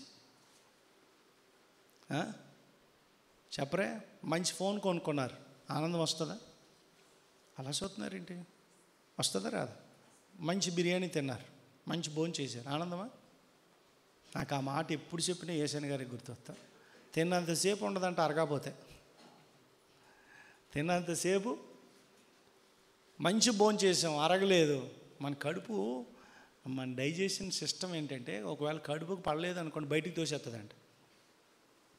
అసలు వాంతులు ఎందుకు అవుతాయంటే, ఈ సెన్సార్ ఉంటుంది మనకి ఇక్కడ, దేవుడు ఇక్కడ పెద్ద సెన్సార్ పెట్టాడు మనకి. ఎక్కడ? బ్రెయిన్. అది మనకు పడదు అని బ్రెయిన్కి కానీ సంకేతం అందింది అనుకోండి, వెంటనే కడుపుకి అమ్మ పంపిస్తుందంట, అది నీ కడుపులో ఉన్నదంతా కక్కే అని, వెంటనే వాంతి అయిపోద్ది అంట. మాట ఎంత విచిత్రమో. మనకు పడంది, మనకు అరగంది కడుపులో ఉండదు. ఎంత గొప్ప. అందుకే అంటాడు దావీదు, నీవు నన్ను కలగజేసిన విధము చూడగా నాకు ఆశ్చర్యము కలుగుతుంది. అసలు నిజానికి మనిషికి అందంది ఏమన్నా ఉంది అని అంటే మనిషే. నిజం తెలుసా? నిజంగా చెప్తున్నా, కెమెరాని కనిపెట్టింది మన కళ్ళు చూసి కనిపెట్టారు. నిజం. మన కళ్ళు ఏదన్నా చూస్తున్నాం అనుకో, చుట్టూ బ్లర్ చేసేస్తుంది. దాన్ని ఏమంటాం? బ్లర్ చేసి ఫోటో తీస్తే ఏమంటారు దాన్ని? పోర్ట్రేట్. మన కన్నులో దేవుడు పోర్ట్రేట్ పెట్టాడు. అవునా పాస్టర్ గారు? ఎన్ని మెగాపిక్సెల్? 1,00,000 అంట మన కెమెరా. నాకు తెల్లో, దయ చెప్తున్నాడు. పోన్లే, మన కళ్ళు ఎన్ని మెగాపిక్సెల్ అంట? 1,00,000 అంట. సరే, దేవుడు స్తోత్రం. మనం వాడే ఫోన్ ఎంత మెగాపిక్సెల్? గట్టి కొడితే ఇప్పటికి 100 వచ్చిందేమో ఫోను. ఎన్ని కలర్స్ గుర్తిస్తుందండి మన కళ్ళు? మనం ఆలోచించేయండి. మన ఒక కన్ను గురించి చెప్పుకుంటేనే ఏమంటే దేవుడు ఎంత విచిత్రమా. మన నాలుక ఏమి చిన్నదనుకున్నారా?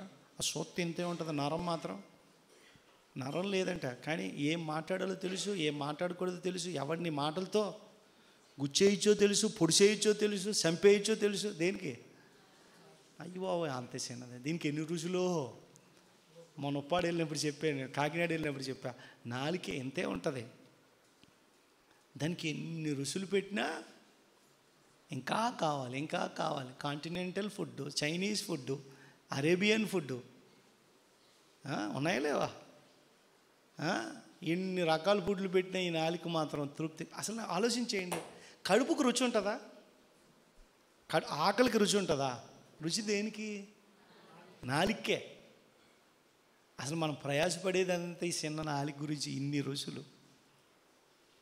నిన్న మా అమ్మ టిఫిన్ చేసి దాంట్లో ఉప్పు వేయడం మర్చిపోయింది మా అమ్మ. మా చిన్నోడు అంటాడు, టేస్ట్లెస్గా ఉంది ఈ పచ్చడి అంటాడు. టేస్ట్ ఏమీ లేదంటున్నాడు. ఏంట్రా టేస్ట్ ఏం లేదంటున్నాడు ఏంటని నేను చూస్తే, ఏమంటే ఉప్పు వేయడం మర్చిపోయింది మా అమ్మ. అది చిన్న నాలుగు కూడా పచ్చడి టేస్ట్లెస్ అంటున్నాడు. నిజమే. ఏమన్నా నాలుగు చిన్నదా పెద్దదా అని ఉండదు, రుచులు అన్నీ తెలుసు. మా జాన్గడి కొడుకు అది కారం పెడితే ఊదుకుని అది తినే విచిత్రం, చాలా విచిత్రంగా తింటాడు. దేవుడు బిడ్డలారా, యథార్థంగా చెప్తున్నా, దేవుణ్ణి ఎరిగిన వారు బలం పొందుతారు. దేవుణ్ణి బట్టి ఆనందించేవారు తిండి కాదు, వస్తువులు కాదు, మన పరిస్థితి కాదు, మన చదువు కాదు, మన జ్ఞానం కాదు. అప్పుడప్పుడు నేను అనుకునేవాడిని, ఎంత పెద్ద చదువు చదివినా చచ్చిపోతే ఆ సర్టిఫికెట్లు ఏమైనా పనికొస్తాయి ఎవరికన్నా? నేనున్నానండి, మంచి చదివాను అనుకోండి, చచ్చిపోయాను, నా సర్టిఫికెట్లు ఎవరికన్నా పనికొస్తాయా? మా ఆవిడకి పనికొస్తాయా? అయ్యో 30 సంవత్సరాలు కష్టపడి చదివాను కదా, పనికొస్తాయా? చెప్పరే. సర్టిఫికెట్లు ఎందుకు పనికిరావు? మనం బతుకుంటేనే లోన్ కన్నా దేనికన్నా అప్లై చేసుకోవడానికి. నేను ఎవరో మెసేజ్ పెట్టారు, ఎవరు కాకినాడ నుంచి రాము మెసేజ్ పెట్టాడు, బావగారు ఎడ్యుకేషన్ లోన్ పెట్టాను, దయచేసి ప్రార్థన చేయండి, చెన్నై వెళ్తున్నా అని. నిజమే, చదువుకోవడానికి డబ్బులు ఖర్చు పెడుతున్నాం, చదువుకోవడానికి సమయాన్ని ఖర్చు పెడుతున్నాం. చచ్చిపోయేటప్పుడు మాత్రం మనకి ఆ సర్టిఫికెట్లు, మన డబ్బు పనికిరాదు, ఏది పనికిరాదు కదా. మరి దేన్ని బట్టి ఆనందించాలి ఈరోజు? ఒక మాట చెప్పనా, ఇలాంటి మనిషిని, ఎందుకు పనికిరాని మనిషిని, ఏమండి, ఎందుకు పనికిరాని మనిషిని నీవు నన్ను ఎన్నుకున్నావు, నీవు నన్ను కొనుక్కున్నావు, నీ రక్తాన్ని కార్చి నాకు విలువిచ్చావు. మనకి విలువ ఉందంటే దేన్ని బట్టో తెలుసా? ఈరోజు యథార్థంగా చెప్తున్నా, నాకంటూ విలువ ఉందంటే నా దేవుణ్ణి బట్టే. నా చదువుని కాదు, నా తల్లిదండ్రులు కాదు, ఒకవేళ ఉన్నా సరే యథార్థంగా చెప్తున్నా, నా దేవుని బట్టే నాకు విలువ ఉంది. ఈరోజు పాస్టర్ గారు తింటే ఆశీర్వాదం అనుకునే కాలంలో ఉంది అని అంటే పాస్టర్ గారు గొప్ప కాదు, పాస్టర్ గారు సేవిస్తున్న దేవుడు గొప్ప. దేవుడు ఇచ్చాడండి నాకు ఈ ధన్యత. మనం ఏ పాటోళ్ళం? యథార్థంగా చెప్తుంది, దేవుడిని బట్టి సంతోషించడం నేర్చుకోండి. ఈవుల్ని బట్టి కాదు, వస్తువుల్ని బట్టి కాదు. యథార్థంగా చెప్తున్నా, వస్తువుని బట్టి కాదు. వెండి కంచంలో అన్నం తినడం గొప్ప కాదు, అర్థమవుతుందమ్మా? ఆ గొప్ప కాదు. దేవుడు మనకిచ్చిన ధన్యత, నీవు నన్ను ఎన్నుకున్నావు చూసావా? అధికారులకి లేదు, గొప్పవారికి లేదు, చదువుకున్న వాళ్ళకి లేదు. దేవుడు బిడ్డగా, పరిశుద్ధులుగా దేవుడు మనల్ని చూస్తున్నాడే చూసారా? అది గొప్ప. దేవుని బట్టి ఆనందించకుండా ఉండగలమా? అందుకే అంటాడు కదా, ఏమంటే పిలిపిలికి రాసిన పత్రికలా తీసే అవసరం లేదు, 4:4 యెహోవా దేవుని బట్టి ఆనందించండి, మరలా చెప్పుదును ప్రభువునందు ఆనందించండి. ఎందుకు? ఆనందిస్తే బలం వస్తుంది మనకి. ఏ బలం ఇది? ఏ బలం ఇది? దేవుడిచ్చే బలం. అర్థమవుతుందండి. మూడో మాట చెప్తాను, బలం పొందుకోవాలంటే మూడో మాట మీరు గమనించండి. త్వరగా కొన్ని విషయాలు నేను చెప్పి ముందుకెళ్ళిపోతాను. 85వ కీర్తనలో ఒక మాట ఉన్నది చూడండి. 85వ కీర్తన 6వ వచనం, 85 6వ వచనం చదివి తర్వాత యెషయా గ్రంథంలోంచి కూడా ఒక మాట చూపిస్తాను చూడండి. 80 త్వరగా 85 26వ వచనం చదువు. అంటే సంతోషించకపోతే ఏమైనట్టు? దేవుణ్ణి బట్టి సంతోషించకపోతే మనం ఏమైనట్టు? చచ్చినట్టు లెక్క. నువ్వు వస్తువుని బట్టి సంతోషిస్తున్నావు, ఇంటిని బట్టి సంతోషిస్తున్నావు, కారుని బట్టి సంతోషిస్తున్నావు, చేతికి పెట్టుకున్న గడియారాన్ని బట్టి సంతోషించవచ్చు, చదువుని బట్టి సంతోషిస్తున్నావు అని అంటే దేవుని బట్టి నీకు సంతోషం కలగట్లేదంటే చచ్చిపోయినట్లు లెక్క. అయ్యా నీ యందు సంతోషించినట్లు మరలా మమ్మలను బ్రతికించవా. ఎంత బాగుందండి ఈ మాట. పాపంలో ఉన్న మనిషికి దేవుని బట్టి సంతోషం కలగదు, పాపాన్ని బట్టి సంతోషం కలుగుతుంది. భక్తి చేయడం ఎంత కష్టమో ఈరోజు నేను యథార్థంగా చెప్తాను. భక్తి చేయడం కష్టం కాదండి. చాలామంది ప్రయాసపడి భక్తి చేస్తున్నారు. ఒక ఆవిడ చెప్పింది భర్తకి తెలియకుండా మందిరానికి వెళ్ళడానికి ప్రతి వారం పన్ను నొప్పి అనేదంట. కాకినాడలో మా అమ్మోళ్ళు ఎరుసలేం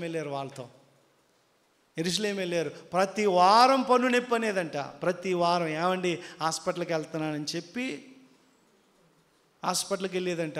హాస్పిటల్కి వెళ్ళి వచ్చాక మళ్ళీ భర్త అడుగుతాడని ఓ పన్ను పీకించుకునేదంట. చర్చికి వెళ్ళడానికి పళ్ళు పీకించుకుందా. ఒక ఆవిడ ప్రార్థన చేసుకోవడానికి, ముస్లిం ఆవిడకి ప్రార్థనకి ఇంట్లో ప్రార్థన చేసుకుంటే తెలిసిపోతుందని చెప్పి ఏమండి బాత్రూంలో మోకరించి ప్రార్థన చేసుకునేదంట. షేక్ మక్బూల్ గారు చెప్పారు గుర్తుందా? బైబుల్ని టీషర్ట్లో చుట్టేసి ఏమండి టీషర్ట్లో బట్టల్లో చుట్టేసి ఏమండి లోపలికి వెళ్ళి చదువుకునేవాడంట. ఎందుకంటే ముస్లిమ్స్ కదా, ఒప్పుకోరని. వాళ్ళు భక్తి చేయడానికి కష్టపడ్డారు. నువ్వేం కష్టపడుతున్నావు? మన మధ్యలోకి వచ్చిన అమ్మాయి కూడా వాళ్ళ అమ్మ నాన్న బ్రాహ్మణ్స్, ఆ అమ్మాయి కూడా బ్రాహ్మణ్సే. మందిరానికి రావడానికి సినిమాకి వెళ్తున్నాను, ఫ్రెండ్స్కి వెళ్తున్నాను, ఎలాగోకలాగా ఎక్కడికో దగ్గరికి వెళ్తున్నాను అన్న ఏదో ఒకటి చెప్పుకుని పాస్టర్ గారు మందిరానికి వస్తానని ఈరోజు మందిరానికి వచ్చింది. మనకన్నీ ఉండి కూడా మందిరానికి రావడానికి 36 నొప్పులు వచ్చేతనే మనకి. దేవుని బట్టి ఆనందించేవారు ఏదేమైనా. ఆవిడ చెప్పింది, మా అమ్మ చెప్పింది అనుకుంటా, ఆవిడ 8 పళ్ళు 9 పళ్ళు పీకించుకునేలో భర్త మారిపోయాడంట. పళ్ళు పోతే పోయినాయి కానీ కావటోళ్ళు అలా వైశ్యులు, ఆర్య వైశ్యులు, భర్త మారిపోయాడంట. ఏమంటే ఎంత విచిత్రం కదా. నువ్వు నొప్పి లేని భక్తి చేస్తున్నావు, అసలు దేవుని బట్టి ఆనందించడమే రావట్లే మనకి. ఎప్పుడైనా ఆనందించడం వచ్చా? మళ్ళా మమ్మలను బ్రతికించవా. మూడో మాట చెప్పేస్తాను. యెషయా గ్రంథం చూడండి. యెషయా గ్రంథం త్వరగా యెషయా గ్రంథం 40వ అధ్యాయం 31వ వచనం చదువుతారా దయచేసి? యెహోవా కొరకు ఎదురు చూసువారు చాలండి. దేవుడి గురించి ఏం చేయాలి? దేవుణ్ణి తెలుసుకోవాలి, అప్పుడు బలం వస్తుంది. దేవుణ్ణి ఎరుగువారు బలము కలిగి గొప్ప కార్యాలు చేస్తారు. మీ తర్వాత వచనం ఏమండి? దేవుని బట్టి ఆనందించువారు బలము నొందుతారు. మూడో మాట, దేవుని గురించి ఎదురు చూస్తే దేవుడు నీకేమిస్తాడు చెప్పాలి. ఆ పై వచనంలో ఉంటుంది, బాలులు సొమ్మసిల్లుదురు, యవనస్తులు తొట్టిల్లుదురు, కానీ యెహోవా కొరకు ఎదురు చూసేవారే ఏం పొందుతారు? యథార్థంగా చెప్తుంది, దేవుడు బలం ఇస్తాడండి. ఏ బలం? హార్లిక్సో, బూస్టో, కాంప్లానో, డ్రై ఫ్రూట్సో, ఏమండి చికెనో, మటనో, కీమాయో తింటే వచ్చే బలం కాదు, జిమ్ చేస్తే వచ్చే బలం కాదు. దయ్యరాజు అర్థమవుతుందమ్మా. చూస్తుంటాను నేను, ఏమండి అలా బలాలు జిమ్కి వెళ్ళినప్పుడు చూస్తుంటాను. మొన్న ఒక మావాడు తీసుకెళ్తే నేను వెళ్ళా, ఒక అమ్మాయి వచ్చింది. ఆ అమ్మాయి మొత్తం ఈ పక్కే 20 కేజీలు ఎత్తేస్తుంది, ఈ పక్క 20 కేజీలు ఎత్తేస్తుంది. నేను 5 కేజీలు ఎత్తలేకపోతున్నాను. నిజం, 5 కేజీలు అంటే ఎత్తలేకపోతున్నాను. నేను అన్నాను, ఏంట్రా బాబా అమ్మాయి అలాగే, నీకు తెలదో 140 కేజీలు వేసి కాలుతో తంతుంది అంటుంది. 140 కేజీలు కాలుతో ఆడుకున్న బలం మనకుందా? గట్టిగా తొక్కితే మనకు ఎమికిరిగిపోతుంది. నేను అనుకున్నా, పోలేదు దేవుడి స్తోత్రం, ఆవిడ జిమ్లో ఆ బలం అన్నా. కానీ క్రైస్తవులకి ఏ బలం ఉండాలి? దేవుడు బలం. కొరాహు కుమారులు అడుగుతున్నారు, అయ్యా అయ్యా మాకు నీ సహాయం కావాలి. మొదటి వచనంలో ఏమడిగారు? నీ సహాయం కావాలయ్యా అని అడిగారు. రెండో వచనంలో ఏమడుగుతున్నారు? నీ బలం కావాలి. ఈ లోకంలో బతకాలంటే నీ బలం కావాలంటే మళ్ళీ అక్కడ దేవుడు 3 విషయాలు చెప్పాడు. బలం కావాలా? సహాయం కావాలంటే వేడుకోవడం రావాలి. బలం కావాలంటే దేవుణ్ణి ఎరిగి ఉండాలి, దేవుని బట్టి ఆనందించాలి. మూడో మాట, దేవుడి గురించి ఎదురు చూడాలి. ఎదురు చూడడం అంటే వెయిట్ చేయాలి, కనిపెట్టాలి. ఎవరి కోసం? ఎప్పుడన్నా దేవుడి గురించి ఎదురు చూసారా? కీర్తనలో ఇలా ఉంటుంది, ఏమండి, కావలి వారు వేకువ కొరకు ఎదురు చూచినట్టుగా, ప్రభువా నీ కొరకు మేము ఎప్పుడు పొద్దున్న అవుతుందా, మా డ్యూటీ ఎప్పుడు అయిపోద్దా, ఎప్పుడు ఇంటికి వెళ్ళిపోదామా అని ఎదురు చూస్తారు కదా. ఏమంటే సాయంత్రం 6 ఎప్పుడు అవుతుందా కదా, అవునా కదా? సాయంత్రం 6 ఎప్పుడు అవుతుంది? కొత్తగా పెళ్ళైన వాళ్ళకి ముందే మా ఆయన ఎప్పుడు వస్తాడని ఎదురు చూస్తారు. కొత్తగా పెళ్ళి అయినప్పుడు చూస్తారా? అలా చూస్తున్నారేంటి?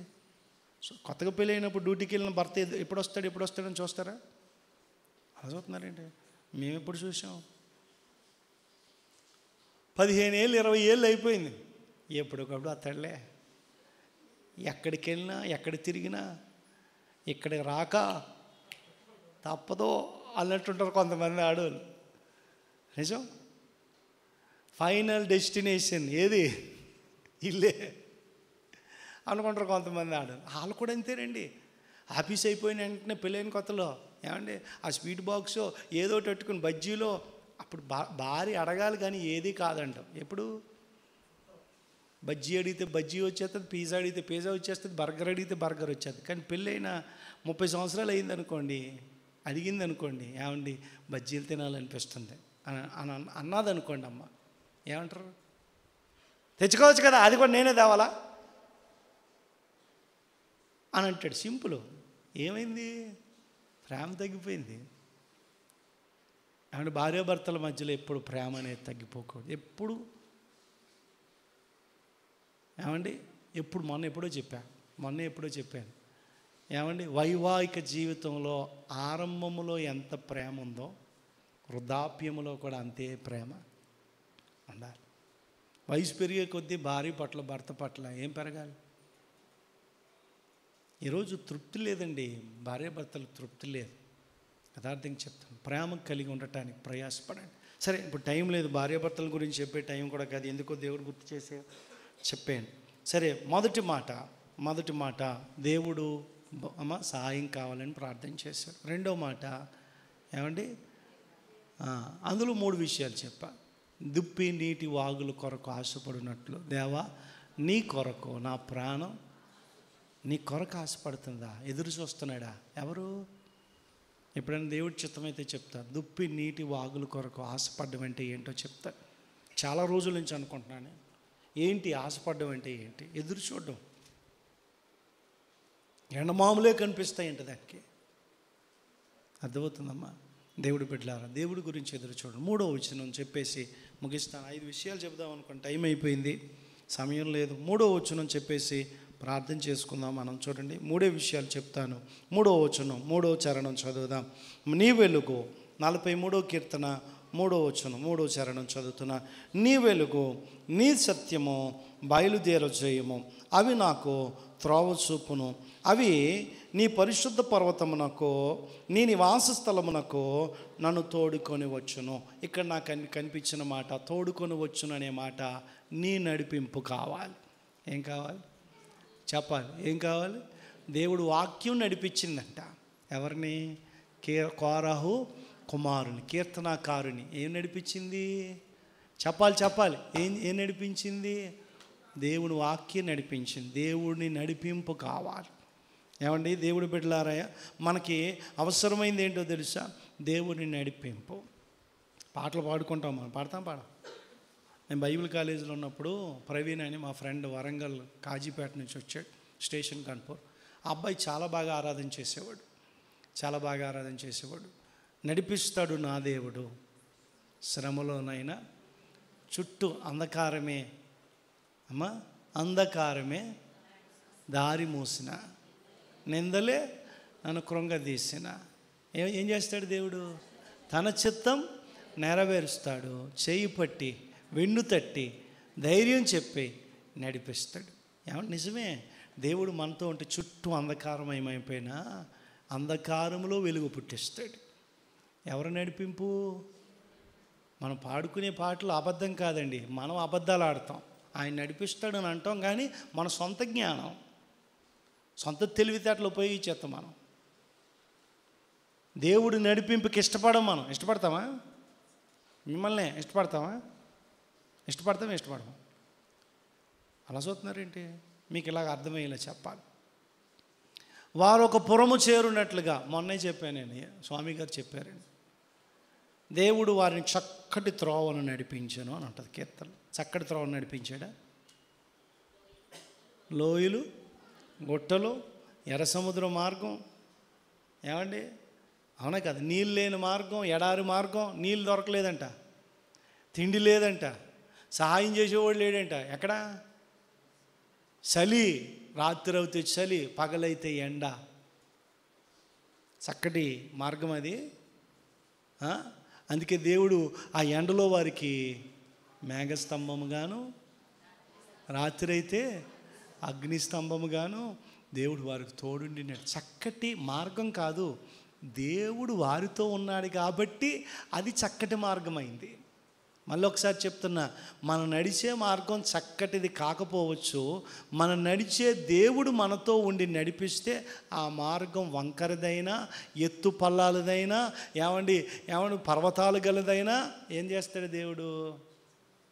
అమ్మ, సదును భూమిగా మారుస్తాడు. బైబిల్లో ఉంటుంది కదా, జెరుబ్బాబేలు, జెరుబ్బాబేలు ఓ గొప్ప పర్వతమా, జెరుబ్బాబేలును అడ్డగించుటకు ఎంత మాత్రపు దానవు నీవు. ఎవరిని అడ్డగించిందంట? జెరుబ్బాబేలును అడ్డగించిందంట. గొప్ప పర్వతం ఇది. ఎవరిని అడ్డగించింది? జెరుబ్బాబేలు దాటి వద్దాం అనుకుంటున్నాడు. ఎక్కడి నుంచి? చెరకెళ్ళారు, చెరలో నుంచి బయటకు వస్తున్నారు. 70 సంవత్సరాలు అయిపోయింది. వద్దాం అనుకుని వస్తామంటే పెద్ద కష్టం ఎదురుగా ఉంది.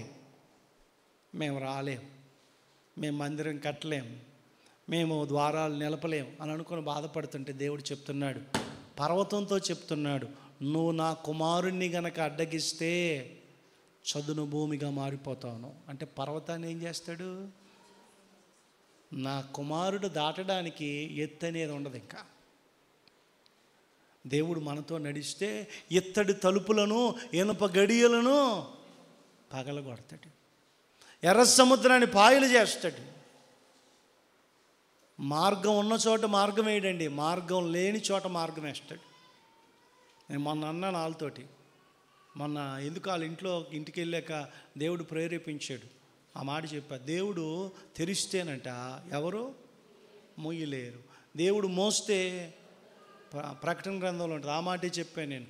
దేవుడు తెరిచాడమ్మా మీ కొరకు ద్వారం. అసలు వ్యాపారం వాళ్ళకి టిఫిన్ సెంటర్ పెట్టుకుంటారన్న ఆలోచనే లేదు వాళ్ళకి. దేవుడు తెరిచాడు. నడుస్తుంటే మనకి తెలవదు దేవుడు మన జీవితాల్లో ద్వారాలు తెరవడం మనకి. అసలు మా నాన్న కార్పెంటరు, ఆంధ్ర బ్యాంకులు చేస్తాడని ముందు తెలుసా? నడుస్తూ ఉంటే, భక్తిలో నడుస్తూ ఉంటే దేవుడు ఒక తలుపు తెరిచాడు అంతే. చదువులేని మనిషి బ్యాంకులో ఇంటీరియర్ కాంట్రాక్టర్ అయ్యాడు, బ్యాంకులు పనిచేసాడు. మనం నడుస్తూ ఉంటే దేవుడు ఏం చేస్తాడంటే ద్వారం తెరుస్తాడు. ఏ రచన అని కూడా ఉన్నాడు, చాలాసార్లు అన్నాడు నాతో, వెల్డింగ్ షాప్ మేము పెట్టుకుంటాం, అసలు నాకు ఆ పనే రాదు. మా ఇంటి కిందే ఉండేది కార్పెంటర్ షాప్, కానీ వెల్డింగ్ షాప్ పెట్టుకోవడం ఏంటో, వెల్డింగ్ షాప్లో దేవుడు స్థిరపరచడం ఏంటో మనకేం తెలుసా? నువ్వు దేవుడితో నడుస్తూ ఉంటే దేవుడే మార్గం తెరుస్తాడు. నీ దగ్గర మార్గం ఉన్నట్టు, దేవుడు మార్గం లేనప్పుడే మార్గం వేస్తాడు. మీరు ఊరకనే నిలిచుండి చూడండి. ఊరకనే నిలబడాలి మనం. ఆయన మనతో ఉన్నాడండి. ఇశ్రాయేల్ కంగారు పడిపోతున్నారంట. ముందు ఎర్ర సముద్రం ఉంది, వెనకాల మమ్మల్ని చంపడానికి తీసుకొచ్చావా? ఐగుప్తులో సమాధులు లేవనుకున్నారా అని ఎవరి మీద పడ్డారు? కొంచెం ఏపులో చంపేస్తారు అనుకుంటున్నారు. ఎవరిని? మోసే కంగారు పడిపోయాడు. కంగారు పడిపోతే దేవుడు అంటున్నాడు, ఏమంటున్నాడు? నువ్వెందుకు వెయిట్ చేస్తున్నావు? నువ్వెందుకు ఎదురు చూస్తున్నావు? ముందుకు సాగిపో. అయ్యా ఎర్ర సముద్రం ఉంది కదా అయ్యా అంటే, సముద్రం నీకు కనిపిస్తుంది, నాకు మాత్రం ఏం కనపడుతుంది? చెప్పాలి, ఏం కనపడుతుంది? ఇంకో మాట చెప్తాం, మనకలాగా చేయాలని చాలామంది అనుకుంటారు, చేయలేరు. మీకు కూడా చెప్తున్నా, మనకలాగా వ్యాపారం చేయాలనుకుంటే చేయలేరు. మనకలాగా పని చేయాలనుకుంటారు చాలామంది, చేయలేరు. మీ ఎదురుగుంటే టిఫిన్ సెంటర్ పెట్టినా ఒకవేళ దేవుడి చిత్తం మీలో ఉంటే అది నడవదు. పెట్టారు కదా ఆల్రెడీ, పెట్టి తీసేసారు వాళ్ళు.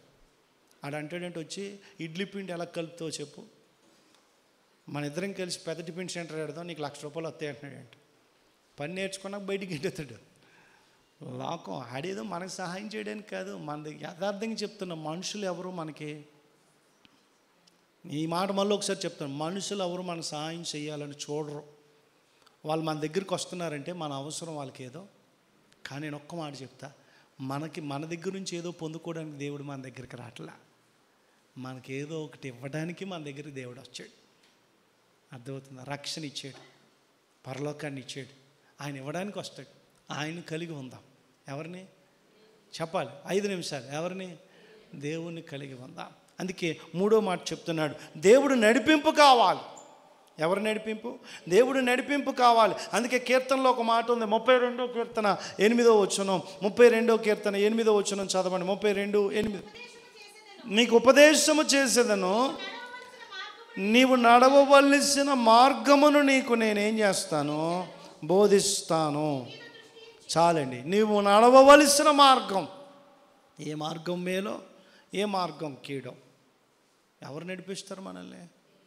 చెప్పాలి, ఎవరు నడిపిస్తారు? దేవుడే నడిపిస్తాడు. నేను ఎప్పుడో చదివాను ఏమండి, వారి దేశం వెళ్ళిపోదామని టికెట్లు తీసుకున్నారంట. టికెట్ పడవలో, షిప్లో వెళ్ళిపోదామని. కానీ వారిని ఎందుకో దేవుడు ఆపేసాడంట. వాళ్ళు బాధపడ్డారంట. ఏమన్నా తెలుసా? ప్రభువా, మా దేశానికి ఒకసారి వెళ్ళడానికి కూడా మాకు అవకాశం ఇవ్వవా అని బాధపడితే, వాళ్ళు 2వ రోజు పేపర్లో వచ్చిందంట, వీళ్ళు ప్రయాణించాల్సిన వాడ సముద్రంలో మునిగి అందరూ చచ్చిపోయారంట. అప్పుడు వాళ్ళకి అర్థమైంది, దేవుడు ఏం చేశాడో తెలుసా? మా ప్రయాణాన్ని ఆపింది దేవుడే. దేవుడు ఆపుతాడండి, యథార్థంగా చెప్తాను. దేవుడు ఏం చేస్తాడు? ఆపుతాడు. నేను బైబిల్ కాలేజీలో ఉన్నప్పుడు ఒకసారి కట్లపాము వచ్చిందమ్మా, నిజంగా చెప్తున్నా. మేము పడుకునే రూమ్లో కట్లపాము వచ్చింది కింద. ఆ రోజు మేము అక్కడ పడుకోలేదు. పడుకొని ఉంటే ఈరోజు ఇక్కడ నిలబడకపోదునేమో. దేవుడు తప్పించాడు.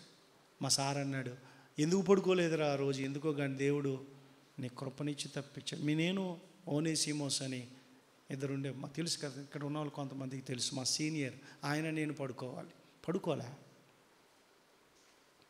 దేవుడు తప్పించాడు. దేవుడు తప్పిస్తాడండి. ఏ మార్గము మంచిదో దేవుడికే తెలుసు. నీ భవిష్యత్తుకి ఏది మంచిదో దేవుడికే తెలుసు. దేవుడు చిత్తం నీలో జరగాలంటే ఆయన మార్గానికి అప్పచెప్పుకో. అందుకే యెషయాలో ఉంటుంది కదా, ఈ మాట చదివేసి ముగిచేస్తాను. చూడండి, యెషయా గ్రంథం చూడండి త్వరగా, 30వ అధ్యాయం 21వ వచనం. 30వ అధ్యాయం 21వ వచనం.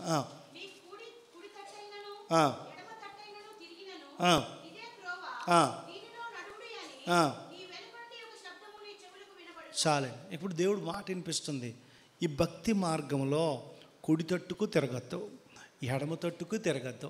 ఎక్కడ నడాలి? 4 కోడల్లో అటు ఇటు నిలబడి, 4 కోడల్లో నిలబడ్డావును. అర్థమవుతుందమ్మా? ఇలాగ వెనక నుంచి వస్తున్నాం, ఇటుపక్కకో దారి ఉంది, స్ట్రేట్ ఒక దారి ఉంది. దేవుడు వెనకాల నుంచి ఏమని చెప్తున్నాడో తెలుసా? కుడికి తిరగకు, ఎడమకి తిరగకు, తిన్నగా ఒకే మార్గం. దేవుడు మార్గం సంకుచితమైన మార్గం, కష్టంగా ఉంటుందండి. ఏంటి? కష్టంగానే ఉంటుంది, కానీ నడవండి, అది ముందుకెళ్ళే కొద్దీ విశాలమైపోతుంది. ఫస్ట్ స్టార్టింగ్ ఇరుగ్గా కనపడుతుంది, నడిచే కొద్దీ విశాలం అవుతుంది. విశాల మార్గం ఎలాగుంటుంది తెలుసా? ఫస్ట్ విశాలంగా కనపడుతుంది, వెళ్ళే కొద్దీ నిజం. తాగుడు సంతోషం కలిగించినట్టు అనిపిస్తుంది, కానీ వెళ్ళే కొద్దీ అనవసరంగా ఈ అలవాటు చేసుకున్నానేమో అనిపిస్తుందా? మొన్న పేపర్లో వచ్చింది, పేపర్ చదివి ఎంత విచిత్రం. ఆడు యూసఫ్గూడలో ఉంటాడంట, సాఫ్ట్వేర్. గుర్తుపెట్టుకోండి, పనికిమాలిన ఆలోచనలు, పనికిమాలిన పనులు చేయొద్దు. నా వైపు చూడండి, ఈ మాట చెప్పేసి ముగిస్తాను. సాఫ్ట్వేర్ అంటాడు, పెద్దదే అద్దెకి తీసుకున్నాడంట ఇల్లు, డబల్ బెడ్రూమ్. వీడు తెలివి ఏం చేసాడు తెలుసా? ఎలాగో ఒక బెడ్రూమే కదా, నాకు పెళ్ళి కాలేదు కదా అనుకుని వీడు ఏం చేసాడంటే OLXలో పెట్టాడంట, షేరింగ్ రూమ్ ఎవరైనా షేర్ చేసుకునే వాళ్ళు ఉంటే ఒక బెడ్రూమ్ మీకు ఇస్తానని చెప్పి షేర్ చేసుకున్నాడంటే. OLXలో పెట్టాడంటే వీడు తెలివి, సగం అద్దె మిగులుతుందని. బాబు దయరాజు, సాఫ్ట్వేర్ వాళ్ళు మీకే చెప్తున్నా, సగం అద్దె మిగులుతుంది కదా అని వీడు ఏం చేసాడు, OLXలో పెట్టాడంట. ఒక అమ్మాయి ఫోన్ చేసిందంట, ఎవరికి? వీడికి. ఇద్దరం కలిసి ఉందాం అన్నదంట. బా ఛాన్స్ బెలే దొరికింది అనుకున్నాడు వీడు. నిజం, ఇద్దరు కలిసి ఉన్నారంట. కరెక్ట్గా 6 నెలలు అయిందంట. ఇవిడిది నైట్ డ్యూటీ, ఆయన పగల డ్యూటీ. ఏమన్నా ఆదివారం శనివారం సెలవు కదా, శుభ్రం కొన్ని రోజులు 6 నెలలు గడిచిపోయిందంట. 6 నెలలు గడిచిపోయాక చెప్పిందంటే ఇవిడి, మన ఇద్దరం దిగిన ఫోటోలు, మన ఇద్దరం చేసిన పనులు వీడియోలు ఉన్నాయి, అసలు నేను చేసేది సాఫ్ట్వేర్ కాదు, నేను వ్యభిచారిణి అని చెప్పిందంట. ఇటు గుండెలో రాయిడిపోయింది. వీడియోలు తీసేసి ఇప్పుడు అంటుందంట, ఏమన్నా తెలుసా, 5 లక్షలు ఇస్తే వీడియోలు ఇస్తా. ఎంత?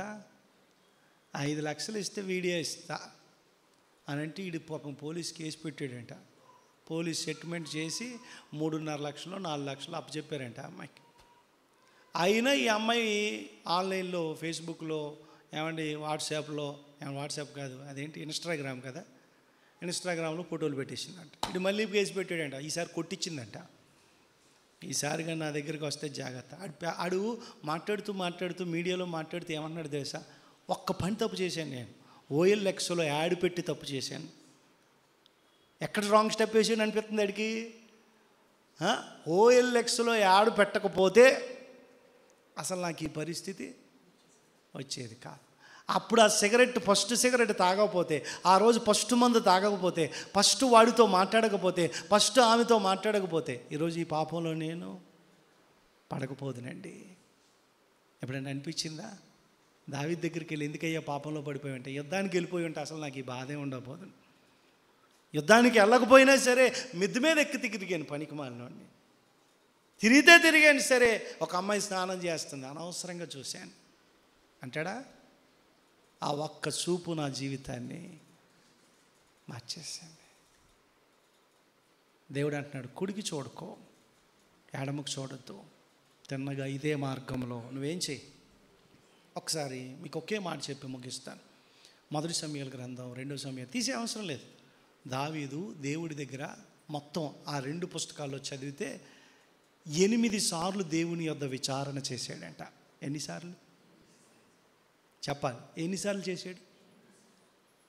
8 సార్లు విచారణ చేశాడని ఉంటుంది. అంటే నేను ఎలా నడవాలి ప్రభా, నేను ఎలాగెళ్ళాలి ప్రభా. ఉదాహరణకు మర్చుకోకటి అర్థమయ్యేలా చెప్తాను. దావీదు పరిపాలన చేస్తున్న కాలంలో కరువు వచ్చిందంట. కరువు వచ్చింది. ఎక్కడికి వెళ్ళాడు? దేవుడి దగ్గరికి. అయ్యా ఈ కరువు ఎందుకు వచ్చింది? ఎవరిని అడిగాడు? దేవుని అడిగితే సౌలుని బట్టి కరువు వచ్చింది అన్నాడు. అర్థమవుతుందమ్మా? ఈ ఊరోళ్ళు నన్ను సౌలుకి అప్పచెప్తారా అని ప్రార్థన చేశాడు. అప్పచెప్పేస్తారని దేవుడు చెప్పాడు. ఒకసారి భార్యల్ని పిల్లల్ని అందరిని ఎత్తుకెళ్ళిపోయారంట. నేను తరిమి పట్టుకుంటే వారు నాకు అప్పచెప్తావా అని అడిగాడు. దేవుడు ఏమన్నాడు? వెళ్ళి యుద్ధం చేయి, నీకే జయం అన్నాడు. 7 సార్లు విచారణ చేశాడంట. అంటే తన జీవితంలో ఏది జరిగినా, నేను ఈ మార్గంలో వెళ్తున్నా ప్రభా, వెళ్ళొచ్చా? నేను ఈ పని చేస్తున్నా ప్రభా, చెయ్యొచ్చా? నేను ఈ ఉద్యోగం చేయాలనుకుంటున్నా, చెయ్యొచ్చా? నేను అమ్మాయిని పెళ్లి చేసుకోవాలనుకుంటున్నా, చేసుకోవచ్చా? ఎవరిని అడగాలి? ఏమన్నా పాస్టర్ గారిని కాదండి. మళ్ళీ నేనే చెప్పాను, నా మీద గొడవకు వస్తారు. మీరు చెప్తేనే ఆ వ్యాపారం చేశాను. మొన్న ఒకడు అడుగుతున్నాడు, అన్యుడు నన్ను అడుగుతున్నాడు, అన్నా రాజన్న నీతో మాట్లాడితే నాకు ఒకటి అనిపించింది, నీ దగ్గర బిజినెస్ తెలివితేటలు ఉన్నాయి అంటున్నాడు. బిజినెస్ తెలివితేటలు ఉండడం ఏంట్రా బాబు? నిజంగా నీ దగ్గర బిజినెస్ తెలియదు. మా తమ్ముడు కూడా ఉన్నాడు, అది అంటాడు అనమాట, బిజినెస్ ఏమన్నా ఉంటే చెప్పాను, ఒక 5-6 లక్షలు పెట్టుబడి పెడతాను. ఏం పెడతాడంట? నా బుర్ర బిజినెస్కి సంబంధించింది, బిజినెస్కి సంబంధించింది కాదురా నాయనా, నాది సేవ చేసే బుర్ర. నిజంగా ఈ దేవుడు ఇచ్చి ఎందుకు మా దయ కూడా అడుగుతాడు అప్పుడప్పుడు, ఏమన్నా చెప్పు బావా, ఎన్ని రోజులు ఈ సాఫ్ట్వేర్ ఉంటుందో నాకు నువ్వు చెప్పు అంటాడు. నేనేం చెప్తాను? నేను చెప్పాక దిగాడు అనుకోండి, అసలు నువ్వే చెప్పావు, ఈ బాధ ఎందుకు, ఈ సమస్య ఎందుకు, నేను సలహా ప్రార్థన చేయమంటే చేస్తా, ప్రార్థన చేయమంటే చేస్తా, దేవుడు తెలియజేస్తే చెప్తా. ఒక ఆవిడ అంటది, బండిపోయింది పాస్టర్ గారు, గాంధీ హాస్పిటల్లో నర్సు ఆవిడ, హాయమ్మ బండిపోయింది పాస్టర్ గారు, మీకు తెలుస్తుంది కదా, ప్రార్థన చేసి చెప్పండి అంటుందమ్మ. నాకు దేవుడు ఆ వరం ఇవ్వలేదు తల్లి, బండి దొరికేలా ప్రార్థన చేస్తా. కరెక్ట్గా 3వ రోజు బండి దొరికేసింది. నేను అలాగే చెప్పా, బండి అది ఎక్కడుందో నాకు తెలియదు, అంజని వేసి చూసే పని మాకు లేదు, దేవుడు ఎందుకున్నది వేరు. నిజం చెప్తాను, నన్ను అడగద్దు, ప్రార్థన చేయమంటే మాత్రం వివాహం కానీ, ఇల్లు కానీ, ఉద్యోగం కానీ, స్థలం కానీ, ఏ విషయంలో అయినా దేవుడు కోడల్లో నిలబడి అడగండి దేవుడు, ప్రభా ఏం చేయమంటావు, నువ్వు చెప్పింది నేను, నా పిల్లల భవిష్యత్తు ఏం చేస్తావు, ఎవరిని అడగాలి? దేవుని అడగండి, చెప్తాడు. మొదటి మాట, నీ బలం కావాలి, నీ సహాయం కావాలి. 2వ మాట, నీ బలం కావాలి. 3వ మాట, నీ నడిపింపు కావాలి. 4వ మాట 5వ మాట చెప్పేస్తాను, మీరు దాన్ని ధ్యానించండి సరేనా? ధ్యానించండి. సరే, 4వ మాట 4వ వచనం చదువుతున్నాను చూడండి. అప్పుడు నేను దేవుని బలిపీఠము వద్దకు, నాకు ఆనంద సంతోషములు కలుగు చేయు దేవుని వద్దకు చేరుదును. దేవా, సితార వాయించుచు నీకు కృతజ్ఞతాస్తుతులు చెల్లిస్తాను. ఎక్కడికి చేరుతాడంట? బలిపీఠము అన్నాడు. ఎక్కడ? బలిపీఠం. నీ సన్నిధి కావాలి. ఏం కావాలి చెప్పాలి? ఏం కావాలి? నీ సన్నిధి కావాలి నాకు.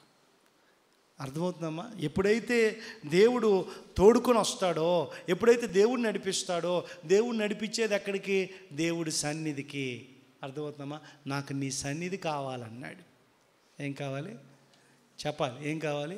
నీ సన్నిధి కావాలన్నాడు. తర్వాత 5వ వచనం, నా ప్రాణమా నీవేళ కృంగి ఉన్నావు, నాలో నీవేళ తొందరపడుచున్నావు, దేవుని యందు నిరీక్షణ ఉంచుము, నేను ఇంకను ఆయనను ఏం చేస్తాను? స్తుతిస్తాను. నా ప్రాణమా కృంగిపోయింది, దేవుడు ప్రోత్సాహం కావాలి.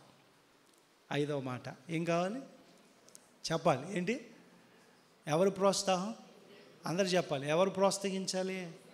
దేవుడు ప్రోత్సహిస్తాడండి. ప్రోత్సహిస్తాడా? కొంతమంది పిల్లలు రిపోర్ట్ కార్డ్స్లో ఉంటాయి, యూ కెన్ డూ బెటర్. ఏమని రాస్తారు? సింపుల్గా చెప్పరే, యూ కెన్ డూ అంటే దాని అర్థం ఏంటి? తెలుగులో చెప్పండి, మన స్వచ్ఛమైన తెలుగు మంది చెప్పాలి. మా నాన్న అంటాడు అప్పుడప్పుడు ఇంగ్లీష్ పదాలు వాడినానంటే నాకు రాదు, వాడాలన్న ఆలోచన కూడా రాదు నాకు. పోనీ ఆ పదాలు తెలిసినా వాడాలని అనిపించదు నాకు. సరే, ఇప్పుడు యూ కెన్ డూ బెటర్ అని అంటే ఏంటి? నువ్వు ఇంకా బాగా చెయ్యగలవు, ఇంకా బాగా చెయ్యగలవు. ఒకవేళ దేవుడి దగ్గరికి వచ్చి మనం, అయ్యా నేను పాపిని అని అంటే ఆయన మనం ప్రోత్సహిస్తాడు. నా కుమారుడా, నీ కొరకు నేను ప్రాణం పెట్టా, నీ కొరకు నేను ప్రాణం పెట్టా, నా రక్తము ద్వారా నిన్ను కొన్నా, నేను పరిశుద్ధుడిగా మార్చాను అని దేవుడు ఏం చేస్తున్నాడు చెప్పాలి? ఏం చేస్తున్నాడు? ప్రోత్సహిస్తున్నాడు. నిజం, దేవుడు ఏం చేస్తాడు తెలుసండి? ప్రోత్సహించే దేవుడు. పాపంలో పట్టబడ్డ అది ఒక స్త్రీ కదా, అందరూ కొడదామని చూశారు కదా, ఆవిడ యేసుప్రభు అంటున్నాడు, అమ్మ ఇంకెప్పుడు పాపం చేయకే. ప్రోత్సహించాడా? ప్రోత్సహించలేదా? అమ్మా అన్నాడు. ఒలే అని అనలేదండి. దుర్మార్గురాలు, ఆ పాపి అని తిట్టలేదు, వ్యభిచారి అని తిట్టలే, అమ్మా అని పిలిచాడు. ఆ పాట చాలా విచిత్రం. అమ్మా అని పిలిచావా ప్రభా? నన్ను ఎవ్వరూ ఎప్పుడు ఎవరో నన్ను పిలవలేదయ్యా, నువ్వు పిలుపుందే, నన్ను పరిశుద్ధురాలుగా చూస్తున్నావు. నువ్వు బలహీనుడు అనుకుంటే దేవుడు అంటున్నాడు, నేను నిన్ను బలపరుస్తాను. దేవుడు ఎప్పుడు ప్రోత్సహిస్తాడండి. మనుషులు ప్రోత్సహించరు. ఇల్లు కట్టుకుంటున్నావు అని అన్నారనుకోండి, నువ్వు కట్టలేవని వెనక్కి లాగేస్తారు. డాక్టర్ చదువుదాం అన్నావు అనుకోండి, ఏమంటారో తెలుసా మనుషులు? నీ ముఖం ఎంత కష్టమో తెలుసా? ఆ చెల్లి చెప్పింది, ఆ సహోదరి చెప్తుంది, నేను యూఎస్ వెళ్తాను అని అంటే, ఇక్కడుండి జాబ్ చేయలేవా అని అన్నాడంట వాళ్ళ పాస్టర్ గారు. వెనక్కి లాగే మనుషులు మనల్ని వెనక్కి. సంఘం కడదామని అంటే, పరిచర్య చేస్తామంటే, నీ ముఖం పరిచర్య అంటే సావే అని వెనక్కి లాక్కూడదు.